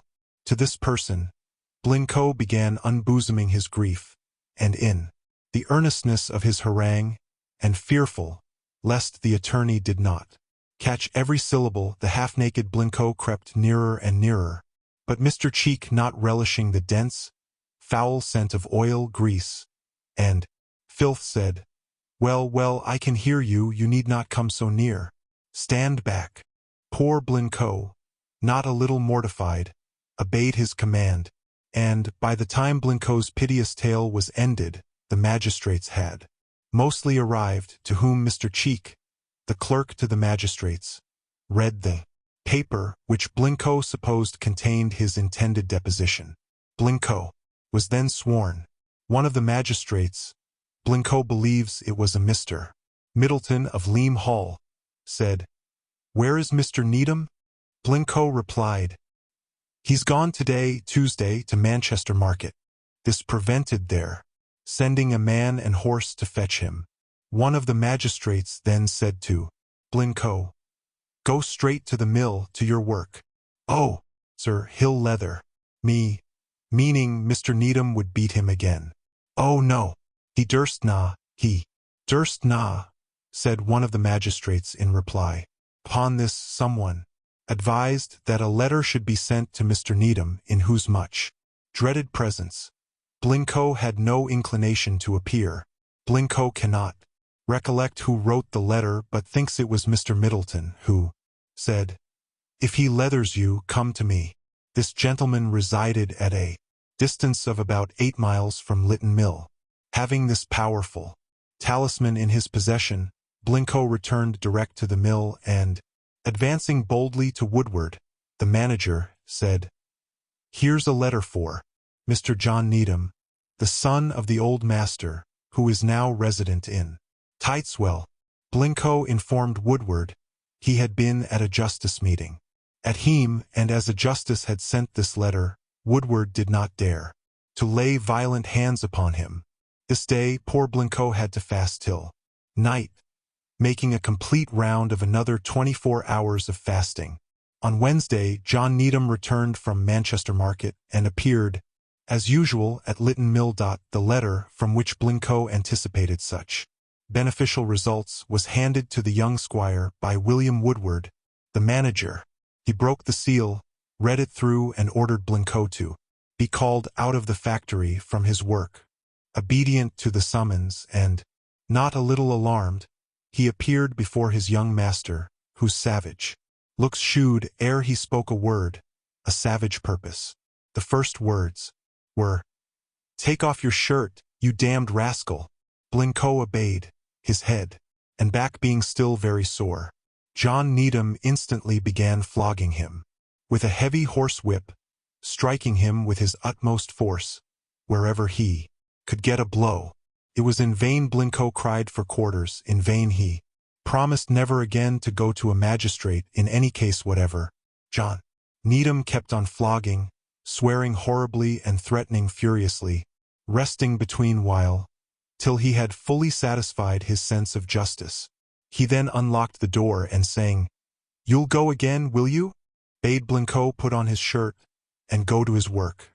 Away went Blincoe, scarcely able to stand, and covered with additional bruises from head to foot. Even this horrid flogging did not deprive Blincoe of his appetite, nor of his determination to seek redress of the magistrates, and accordingly the next Sunday night, when some of the timeouts were let out of the prison, Blincoe, availing himself of the darkness of the night, watched the opening of the yard door, and crouching almost on his hands and knees, crept out unseen. Shortly after the order was given to set down to supper, every prentice, male and female, knew their own places. In about 2 minutes 200 half-famished creatures were seated. Their names were called over to see that none were missing. When little Parson could not be found, Governor Thomas Fox, on learning of this event, ordered the door warder to be called, who declared most vehemently he had not let Blincoe out, and further he had not passed the door. Upon this, a general search was made in all the rooms and offices, high and low, but nowhere was little Parson to be found.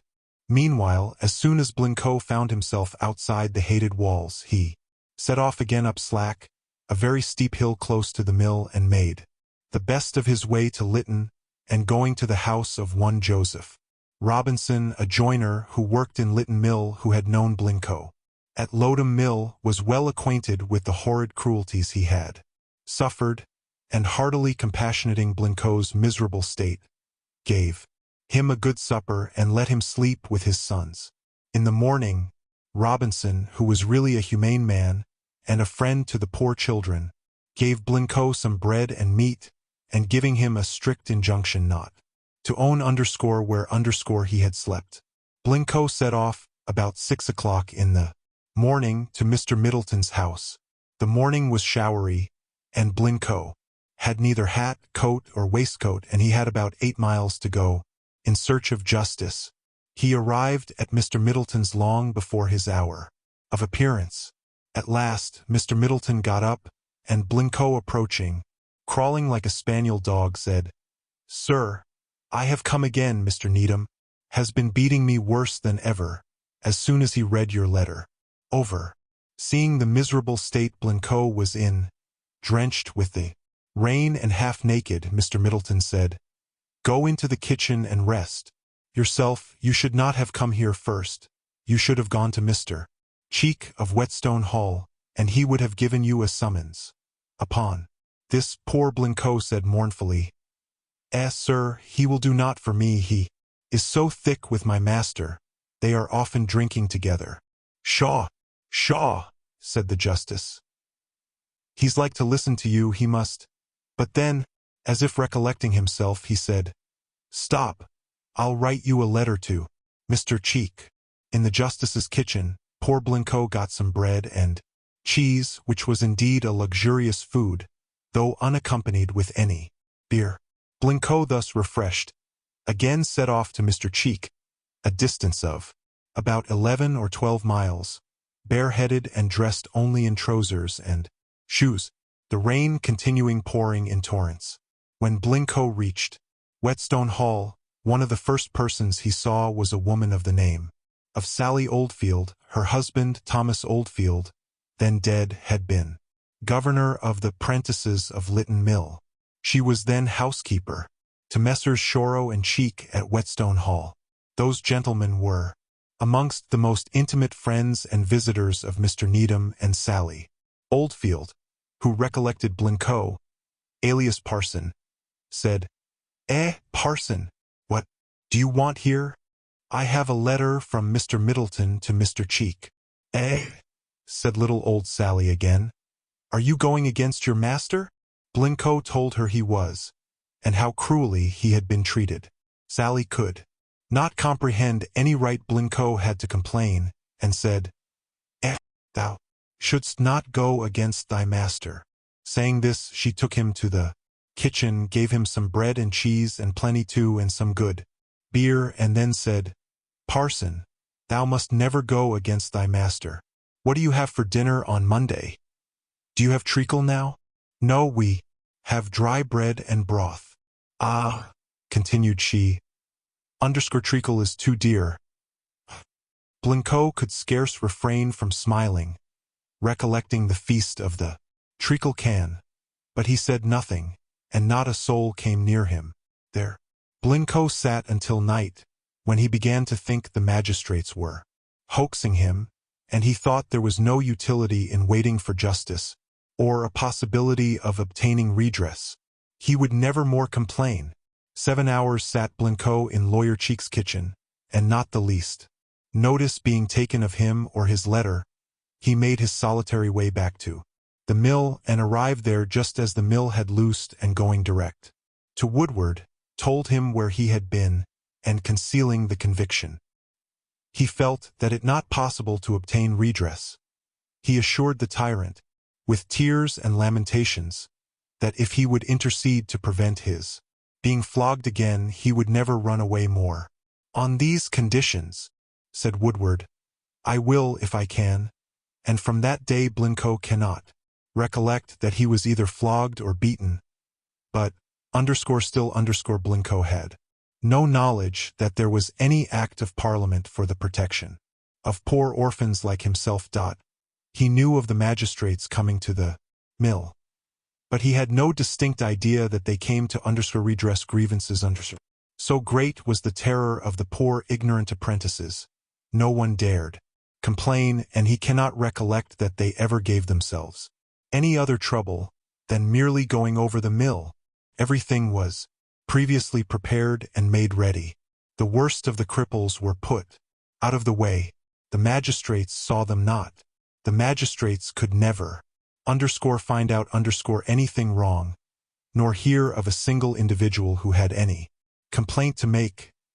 When Blincoe was about 12 or 13 years of age, he well remembers an apprentice, almost grown up, who lost his life in an attempt to escape. He had tied several blankets or sheets together to reach the ground from the chamber window where he slept, which was 3 or 4 stories high. The line broke, he fell to the ground, and he was so much hurt at the fall he died soon after. Blincoe thinks some surgeon or doctor came to him, but he has not the least recollection of any coroner's inquest being held. In addition to the punishments already stated, Robert Woodward and other overlookers have kicked him down a whole flight of stairs.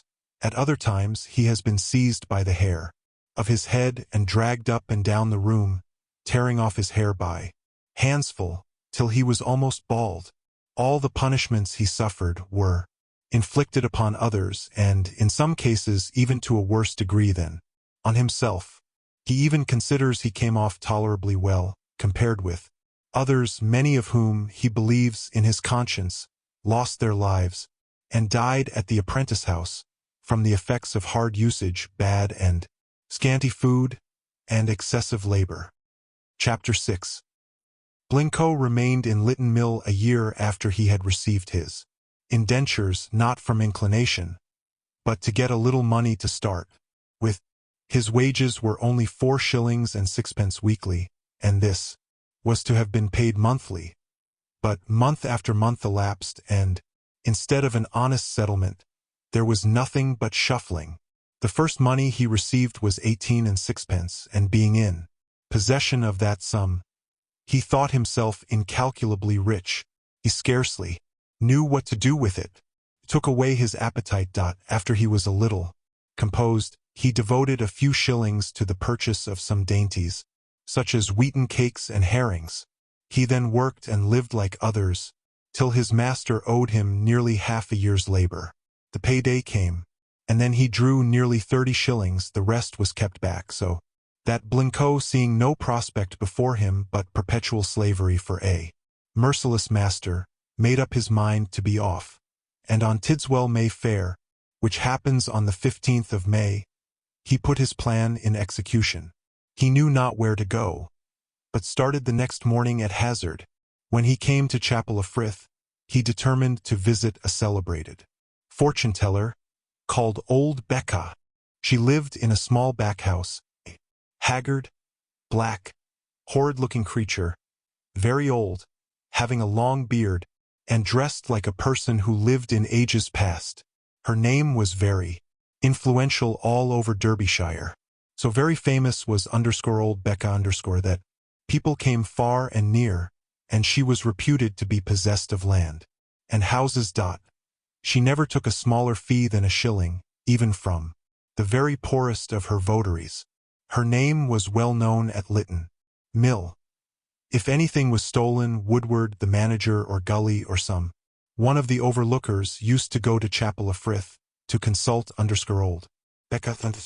To this Sybil, Blincoe repaired, holding a shilling between his thumb and finger, perfectly understanding the object of his visit. She first took the shilling and then said, "Sit down." He felt really frightened, and, if she had bade him stand upon his head, he declared he should have obeyed. He had been told that she had really enchanted or bewitched persons who had endeavored to cheat or deceive her, or by whom she had been offended, causing them to lose their way and sent ill fortune in many shapes. Our novice was also told that ladies and gentlemen of high estate had come in their coaches all the way from London to learn their destiny, all which circumstances produced on his uncultivated mind the sensations described.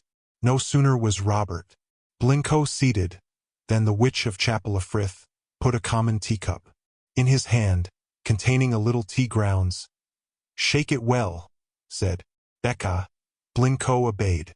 Then the oracle drained away the water, and, twirling the cup round and round, she affected, with the utmost gravity, to read his future fortune in the figures described in the sediment at the bottom. Assuming a wild stare, and standing erect over him, her eyes apparently ready to leap from their sockets, she exclaimed, in a hollow, sepulchral tone of voice, "You came from the outside of London, did you not?" "Yeah," said the astonished Blincoe. "I did. You came down in a wagon and have been at a place surrounded with high rocks and great waters, and you have been used worse than a stumbling stone." Blincoe's mouth and eyes and ears all seemed to open together at this oracular speech as he said, Yeah, it is true." Then she said, "Your troubles are at an end. You shall rise above those who have cast you down so low. You shall see their downfall, and your head shall be higher than theirs. Poor lad, terrible have been thy sufferings. Thou shalt get up in the world. You'll go to another place where there'll be a big water, and so go thy way in peace, and may God prosper thy steps." Filled with amazement, mingled with rising hopes of better fortune, Blincoe arose and departed, making a very low reverence to Earl Beckenser as he went out, and impressed with the fullest conviction that she was truly a sorceress, the simpleton forgetting that his costume his wild and pallid looks, and the scent of his garments, tainted as they were with the perfume of a cotton factory, were more than sufficient to point out to the fortune-teller the past and present, from which she speedily fabricated the future fortune for her simple visitor. Blincoe thought he got but a very short story for his shilling. On the other hand, he was very well contented with its quality since it promised him, and in such positive terms, that he should rise above his cruel oppressor and become a great man. Filled with these thoughts, he stepped briskly along, not much encumbered with luggage, for he carried all his wardrobe on his back. When he arrived at a spot called Orange End, where four ways met, he was perplexed which to take, the oracle of Chapel of Frith not having apprised him of this dilemma, nor which road to take.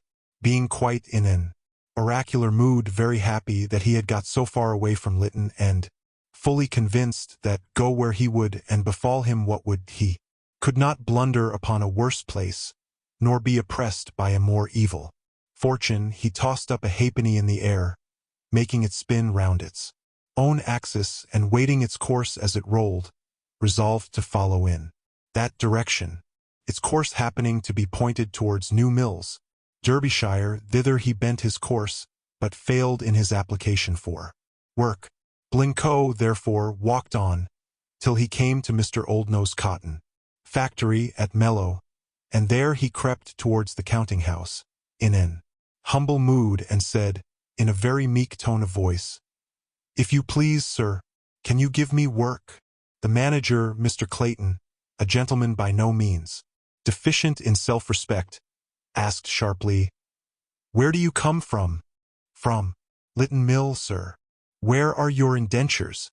"There they are, sir," said Blincoe, holding up the papers. There were 2 or 3 gentlemen in the counting-house, and they looked earnestly over the indentures. And then at Blincoe, one of them saying, "Did you come from Pancras workhouse?" "Yes, sir." "Why, we are all come from thence. We brought many children the other day to this mill." "Indeed, sir," said Blincoe, pitying in his heart the poor creatures and thinking it would have been merciful to have killed them outright at once, rather than put them to such a place as Lytton Mill had proved to him. Looking at the names of the subscribing officers and overseers, one of the Pancras parish officers said to Mr. Clayton, "Some of these officers are dead." Blincoe again exclaimed, "Indeed, sir," recollecting the atrocious lies and cruel deceptions those men had practiced upon him in his infant years by telling him to believe that in sending him to a cotton factory he was to be made at once a gentleman, to live upon roast beef and plum pudding, to ride his master's horses, to have a watch in his pocket and plenty of money, and nothing whatever to do. Poor Blincoe could not help thinking to himself, where are the souls of these men gone, who, knowing the utter falsehood of their seductive tales, betrayed me to destiny far more cruel than transportation? The overseers, looking at the distorted limbs of this victim of parochial economy, said, "Why, how came you so lame? You were not so when you left London, were you?" "No, sir, I was turned over, with the rest of the unclaimed prentices, from Lodham Mill to Ellis Needham of Lytton Mill." "How did they keep you? What did you live upon?" "Water porridge, sometimes once, sometimes twice a day, sometimes potatoes and salt for supper. Not half enough and very bad food." "How many hours did you work?" "From 5 or occasionally 6 o'clock in the morning, till 9, 10:30, and sometimes 11, and, on Saturday nights, till 12 o'clock. The person wrote these answers down, but made no comment, nor ever noticed the material facts. That Blincoe had not been taught the trade he should have learnt, and that the parish officers of Pancras had utterly neglected him and his miserable comrades. When the Lodham Mill factory stopped, the manager then bade a person shew Blincoe where he might get lodgings, and bade him come to work in the morning. Blincoe was too much afraid of giving offense by asking questions in the counting-house to venture to inquire as to his parentage. But as soon as he had got lodgings, he strove to make out where the officers were to lodge that night at Mellor, to inquire further. But hearing they were just then gone, he was deprived of the opportunity. This occurrence, filling his mind with melancholy reflections, he shed many tears in solitude that night. The next morning, he went to his work and found it was as hard as at Lytton Mill, but of more moderate duration, the hours being from 6 in the morning till 7 in the evening. The prentices, whom he saw at work, seemed cheerful and contented, looked healthy and well, compared with those at Lytton. They were well fed with good milk porridge and wheaten bread for breakfast, and all their meals were good and sufficient. They were kept clean, decently dressed, and every Sunday went twice to Marple Church, with Mr. Clayton, their undermaster, at their head. On the whole, it struck Blincoe that the children were in a paradise compared with the unfortunate wretches whom he had left at Lytton Mill, and he indulged in the humane hope that the lot of children just then brought down from London might escape the dreadful sufferings he had had to endure. Unfortunately, the trade which Blincoe had been 14 or 15 years articled to learn was by no means so good as husbandry labor. The wages Mr. Oldknow offered him were _11 shillings per week at the time that a good husbandry laborer could earn from 16 shillings to £1. After having been some months in Mr. Oldknow's factory, Blincoe learnt that whilst he did as much work and as well as any man in the factory, which employed several hundred apprentices, Mr. Clayton had fixed his wages at 3 or 4 shillings per week less than any other persons. Blincoe could not impute this to any other cause than an idea that he was in so crippled a state he dared not demand the same as another. Such is the mean and sordid spirit that sways almost the whole of those establishments. When a poor creature has been crippled at one mill and applies for work at another, instead of commiserating his condition and giving him the easiest and best work and best pay, it is a common custom to treat them with the utmost contempt, and though they may be able to do their work as well for their masters, though not with the same ease to themselves, as one who has escaped being crippled, the masters generally make it a rule to screw them down to the very lowest point of depression and, in many cases, give them only half their wages. On this principle was Blincoe dealt with at Mellor Factory. But, as the wretched diet on which he had been fed at Lytton enabled him to live upon 3 shillings per week, he saved money each week. Having an independent spirit and not being willing to work for less than his brethren, he took an opportunity one evening to go to the counting-house, and doffing his hat to Mr. Clayton said, "Sir, if you please, will you be so good to rise my wages?" Turning sharp round, he said, "Raise your wages? Why, I took you in upon charity only I am sure it was very good of you, sir," said Blincoe, who well knew that such hands as himself were scarce, therefore that his charity began at home. Hearing Blincoe speak in such humble, yet somewhat ironical terms, for he possessed a rich vein of sarcastic humor, Mr. Clayton said, "Well, go to your work, I'll see." They paid every fortnight at the factory. The next pay night, Blincoe found himself paid at the rate of 13 shillings, which was still 2 shillings under the price of other workmen. This continued a few weeks, when an old servant whom they had employed many years applied for work, and on the Friday night fortnight, Blincoe's wages were sent up to him with an order to depart. This is what is called getting the bag. Blincoe, being alike surprised and hurt, and knowing he had done his work well and had never lost a minute, set an inquiry on foot, and he was told from very good authority it was because he had applied for an advance of wages and because Mr. Clayton thought it was taking an advantage of him. Curious logic. Mr. Clayton seems totally to forget the advantage he had, in the first instance, taken of poor Blincoe, and feeling very sore when the young fellow applied for redress, he seized this opportunity and, in this petty way, to wreak his anger. And as the factory of Mr. Oldknow stood so very high, if compared with that of Ellis Needham of Lytton, these blemishes fully prove how foul and corrupted is the spirit of traffic, since, in its best shape, it could not resist the temptation of taking a mean advantage of the necessities and the misery of a fellow creature. Although the treatment of parish pauper apprentices was very liberal, compared to what they had endured at Lytton Mill, the journeymen were governed by a very tight hand.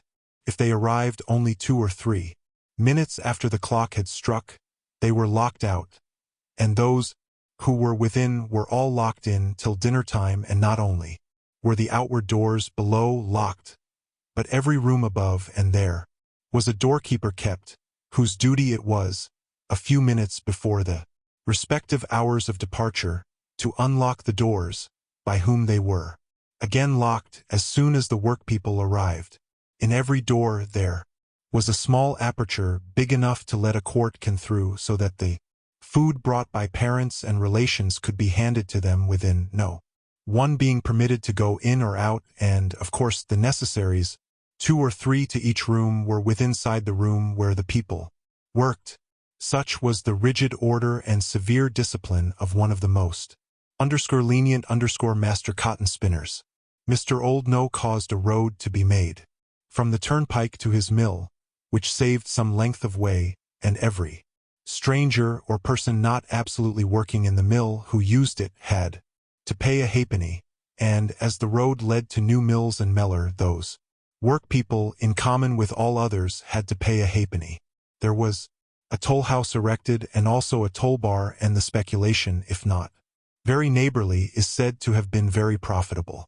When Blincoe left this establishment, which seemed to vie with some of the largest factories in Manchester, both in its exterior grandeur and in magnitude, he had contrived to save the greater part of his wages, and having a few pounds in his pocket, he felt less dismay at this harsh and unexpected treatment than if he had acted with less prudence and been destitute. He had served faithfully and diligently upwards of half a year, and a character from so respectable an employer might be serviceable. He, therefore, made his appearance once more before Mr. Clayton, and doffing his hat, and assuming the most lowly and respectful attitude, said, in his usual slow and plaintive tone, "Will you please, sir, give me a character?" "Oh no, oh no," replied the manager. "We never give characters here." With an unfriendly aspect, Blincoe thought it was better to be off and seek his fortune elsewhere than stop and argue. This circumstance strongly marks the oppressive character of these establishments. It is clear that Mr. Clayton did not choose to hire Blincoe without a character or something equivalent by requiring to see his indentures, and after the young man had served them diligently and honestly for 6 months, he surely should have written to certify that he had done so, and the denial might have prevented his getting another employer. However the law might stand at present upon this point, in any future legislative measure, a clause should be introduced to compel every master to give a written character except where some positive act of gross misconduct interposed to neutralize the claim. From Mellor Mill, Blincoe walked to Bolington in Cheshire, a village not far from Macclesfield and about 18 miles distance, having a bundle which, slung upon a stick, he carried upon his shoulder. He passed several roadside houses of entertainment, allaying his thirst from the living fountains and satisfying his hunger with a penny cake. In this way he travelled till he arrived at Bolington, where he obtained work in a factory situated on the Macclesfield road, belonging to a Mr. Lomax. He was placed in the cardroom, which is reckoned the most laborious and unwholesome in the factory on account of the great quantity of dirt and dust. But Mr. Lomax promised him a stretching frame at the end of a fortnight. The fortnight having expired, Blincoe saw no signs of being relieved from stripping off the cotton from the cards. He made up his mind to be off and march on towards Staley Bridge in the hope of bettering his condition. As he was going along some fields for a short cut, he was met by a couple of suspicious-looking fellows, who, stepping boldly up to Blincoe, said in a stern voice, "What have you got in that bundle?" "I dunna know, mester, but if you'll ask the gentleman on horseback that is coming on the horse road at the other side of the hedge, he'll tell you." Hearing this and marking the calm indifference of Blincoe, the interrogators took to their heels and never once looked behind them, as he could perceive, and thus the poor little wanderer outwitted the marauders and saved his shirt and stockings and, by the possibility, the hard-earned treasure he had in his fob. Having thus adroitly got rid of the thieves, Blincoe made the best of his way to the main road and the best use of his legs till he got in view of some houses where he thought himself out of danger. Arrived at Staley Bridge, situate upon a river, which separates Cheshire and Lancashire, and where there are many spinning factories, he applied to a man named William Gamble, who had lived in Yorkshire. This man, 12 or 13 years before, was one of the overlookers at Lodham Mill, and very much addicting himself to kicking the apprentices and dragging them about by the hair of the head up and down the rooms, and then dashing them upon the floor, on account of which propensity he was reprimanded and removed when the overseers of Pancras parish arrived. Indeed, this man and one Smith were the terror of the poor children, but Blincoe, wanting work and knowing he was an overlooker in Mr. Harrison's factory, which, by way of preeminence was called _the Bastille _ poor Blincoe had been so many years accustomed to Bastilles, he was not easily daunted. To gamble he repaired, and who having bestowed so many marks of his paternal regard upon Blincoe, he recognized him at once and very kindly, got him work at 10 shillings per week, which he drew for the use of Blincoe during a few weeks, to whom he acted as caterer and provided him with a bed, so that Blincoe had nothing whatever to do, but his work, which was tolerably moderate, that is, compared with Lytton Mill. Notwithstanding its unseemly appellative, the work-people were not locked up in the rooms as at Mellor. The master had another method of restraining his work-people from going out, and which saved the pay of a doorkeeper, namely, by the counting-house being so placed the people could not go in or out without being seen. There Blincoe worked some months, but not being perfectly satisfied with the conditions in which the stewardship of William Gamble left him, he took the liberty to remove from his hospitable roof, and the result was he could live upon and lay up 1/2 of his wages. The wages paid at this mill were very low, and the work very laborious, being the stripping of the top cards. The fixed quantum was £6 per day, which is a severe task. After this the master went up to Blincoe and others as they were at work and informed them he would have more weight of cotton stripped off the top cards, or turn them away, and Blincoe, not feeling inclined to perform more work for that pay, asked for his wages and left the Bastille.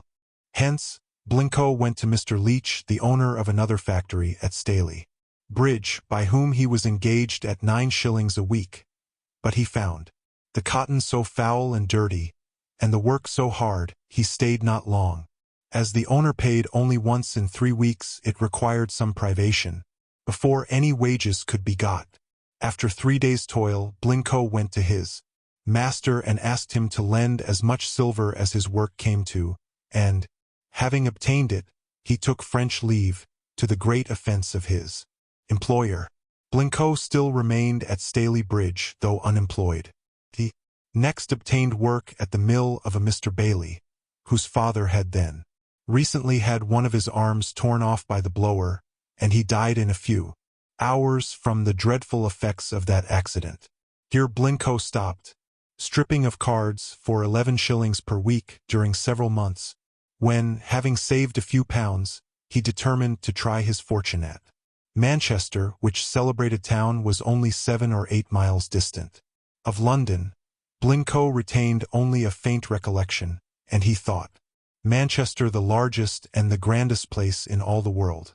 He took lodgings in St. George's Road, being attracted by the residence of James Cooper, a parish apprentice from the same workhouse with himself, who had been so cruelly flogged at Lytton Mill. By this young man Blincoe was received in a friendly manner, and he lodged in his house near Shoodhill. Blincoe arrived at Manchester at a bad time, just at the return of peace, and he had a difficulty of getting work. His first place was in the factory of Mr. Adam Murray. There the engines worked only 4 days and a half per week, for which he received no more than 7 shillings and a penny. Blincoe suffered much from the heat of the factories at Staley, but in this of Mr. Murray's he found it almost suffocating, and if there had been as great a heat in the factory at Lytton, added to the effects of long hours and bad and scanty food, it is probably it had cut him off. In the first year of his servitude, Blincoe, thinking it was wise to risk the chance of bettering his fortune, left Adam Murray's gigantic factory at the end of the week and next went to work in Robinson's factory, one, as it is called, which belongs to Mr. Marriott. There he was engaged to strip cards at half a guinea per week. He worked at this several months, living in a frugal manner, and never going into public houses, or associating with idle company. But when he was engaged, by the rule of the overlookers, he was forced to pay a couple of shillings by way of footing, and then he went to a public house in Bridge Street, where this silly and mischievous custom let Blincoe into the first and last act of drunkenness in which he was ever concerned, and he felt ill several days afterwards. At the same time, many of his comrades who worked in the same room and who contributed each so much money got drunk also. This was spent contrary to Blincoe's wishes, who grieved that he was obliged to drink the ale. If he had refused, he would have been despised, and might have lost his employ, and if a poor fellow had been ever so low and wanted this money for the most essential purpose, it must not be refused.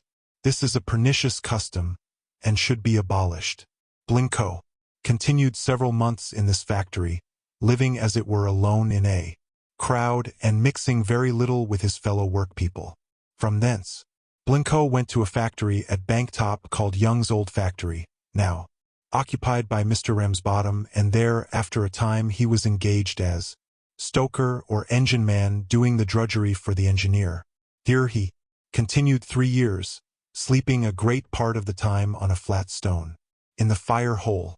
If it rained in the night, he was always drenched, but he had formerly suffered so much by hardships, and the pay was so small, he determined to do his best to save as much money as might suffice to enable him to try to live as a dealer in waste cotton, from which humble state many of the most proud and prosperous of the master cotton spinners of Manchester have emerged.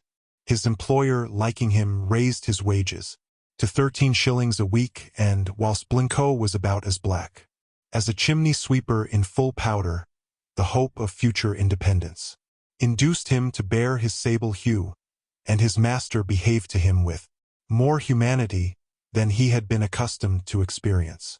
He was, however, disturbed by some petty artifices of the manager in the year 1817, and an attempt being made to lower his wages, for which, upon an average, he worked 16 hours in the day.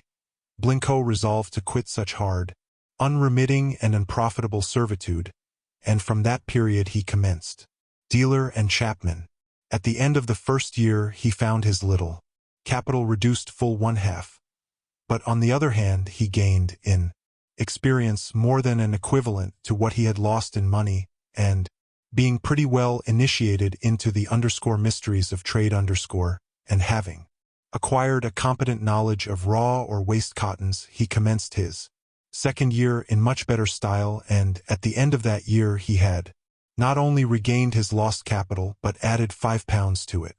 Blincoe hired a warehouse and lived in lodgings. In the year 1819, on Sunday the 27th of June, he happened to be, with several other persons, at the christening of a neighbor's child, where several females were present. An acquaintance of Mr. Blincoe's, no longer poor Blincoe, a jolly butcher, began to jest and jeer him as to his living single. There was a particular female friend present, whose years, though not approaching old age, outnumbered Blincoe's, and the guests ran their jokes upon her, and some of the company said, "Blincoe, get married tomorrow, and then we'll have a good wedding as well as a christening today." Upon which Blincoe, leering a little sideways at the lady, said, "Well, if Martha will have me, I'll take her and marry her tomorrow." She demurely said yes. "Then," said Blincoe, though taken unawares, "now, if you'll stick to your word, I will." She then said, "I'll not run from mine if you don't." Hearing this, there was a great shout, and, when it had subsided, the butcher offered to bet a leg of mutton that Blincoe would not get married on Monday, the _28th of June and others bet on the same side, when Blincoe determined to win the bets and a wife in the bargain. Blincoe said to his comrades, "Well, that I may not be disappointed, I'll even go to sea for a license tonight." 2 of the party went to see all was fair. When Blincoe had got halfway, being fearful of a _hoax by Martha, he hit on the device of holding back, telling her he could not get the license without her presence, and when she agreed to go, then still more securely to prevent his being laughed at, he said, "I have not money enough in my pocket. Will you, Martha, lend me a couple of pounds?" In an instant she produced that sum, giving to Blincoe, and they proceeded. Blincoe was so bashful he neither took her hand nor saluted her lips, but, accompanied by two of the persons who had laid wagers, went to the house direct of the very celebrated, though not very Reverend Joshua Brooks lately deceased. The next morning they went in a coach from his lodgings in Banktop and were married in the old church. Blincoe won his bets, and his wife. They have lived together with as great a share of conjugal tranquility as falls to the lot of many who are deemed happy couples, and he has ever since kept upon the advance in worldly prosperity. He has lived to see his tyrannical master brought to adverse fortune, to a state of comparative indigence, and on his family the visitation of calamities so awful that it looked as if the avenging power of retributive justice had laid its iron hand on him and them. In how short a time Blincoe's career will verify the prediction of the old Sibyl of Chapel of Frith remains to be seen, but it is in the compass of probability that he may, in the meridian of his life, be carried as high by the wheel of fortune as the days of his infancy and youth. He was cast low.